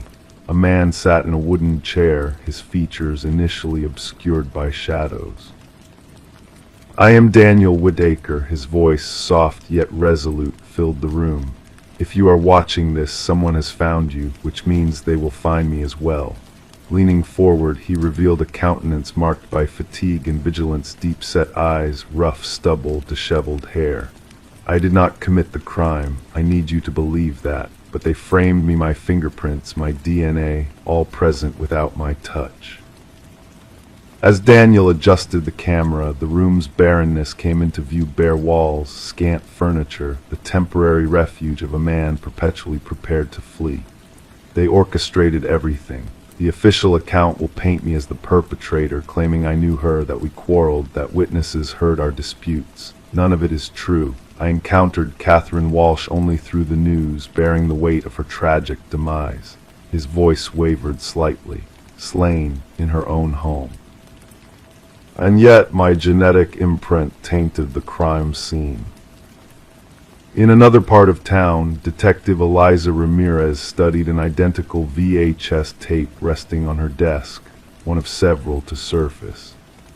Each tape, each recipient, bore the same desperate plea from Daniel Whitaker, a man ensnared as the prime suspect in Catherine Walsh's murder, who had vanished without a trace upon her discovery.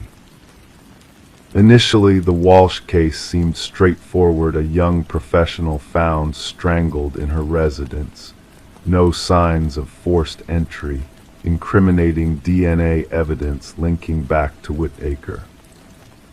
However, the emergence of the tapes added layers of complexity. Ramirez, pondering the evidence before her, deliberated whether Whitaker orchestrated an elaborate ruse or unearthed a darker truth. Photographs of Walsh exuding joy, grisly crime scene images, maps charting the tape deliveries, and at the heart of it all, Daniel Whitaker's haunting driver's license photo, all pieces of a convoluted puzzle. A pivotal revelation surfaced when Ramirez unearthed Walsh's involvement in a whistleblower case against PharmaCorp, a pharmaceutical behemoth entwined with government contracts. Walsh's exposure of data irregularities within their clinical trials unveiled a web of deceit, a cover-up of severe drug side effects slated for market release. She was set to testify, a former colleague divulged in a hushed tone during an interview, casting wary glances at the exit. Catherine possessed damning evidence, proof that executives concealed vital information. The trial loomed. Intriguing anomalies began to surface within the investigation. The DNA evidence appeared too meticulously placed, testimony seemed rehearsed, and security footage inexplicably corrupted during crucial timeframes. Sarah Miller received a subsequent package containing a trove of incriminating documents from PharmaCorp, all bearing Walsh's digital signature. The tide shifted as Ramirez connected with other tape recipients, weaving together Whitaker's cryptic trail. A former IT security contractor for PharmaCorp, Whitaker had stumbled upon Catherine's name within a forbidden security protocol, triggering a cascade of events. They were surveilling her, Whitaker disclosed in a subsequent tape. I intercepted the surveillance orders within the system. They were aware of her findings, her evidence gathering. Then I found myself barred from the network. The next day she met her demise, and I was painted as her assailant. The pivotal moment arrived when Sarah Miller discerned a crucial detail, overlooked by others. A reflection within Whitaker's tape hinted at a lineup of storage units. Collaborating with Ramirez, they traced the location to Unit 217, uncovering a treasure trove of evidence. Whitaker's journal chronicled the conspiracy, Catherine's original files, and damning blueprints for his framing, penned by PharmaCorp's head of security, a former detective privy to evidence handling protocols. Justice materialized not through a theatrical arrest, but via the relentless accumulation of irrefutable proof. 3 executives faced indictment. The security chief confessed, agreeing to testify against his superiors. The tainted drug faced removal from consideration. Emerging from seclusion, a hollowed-out Daniel Whitaker saw the charges against him dropped, yet the ordeal had left an indelible mark. A chance encounter between Sarah and Whitaker on her porch sparked a brief exchange. "Why me?" she ventured. "Why send it to my doorstep?" Weariness etched in his gaze, Whitaker replied, "The algorithm selected you. I needed individuals devoid of ties to Catherine or me, individuals off the radar, those who might still harbor faith in their judgment amidst the fabricated accusations." In a moment of shared silence, the former suspect and inadvertent witness contemplated the fragile boundary between truth and manufactured deception. Sarah's parting words lingered in the air. The wrong address, it seems, led to the right one. The VHS tapes found a new home in evidence, relics underscoring the enigmatic nature of truth, an enigma concealed within unexpected parcels, adorned with unfamiliar names, awaiting a seeker brave enough to unveil their hidden depths.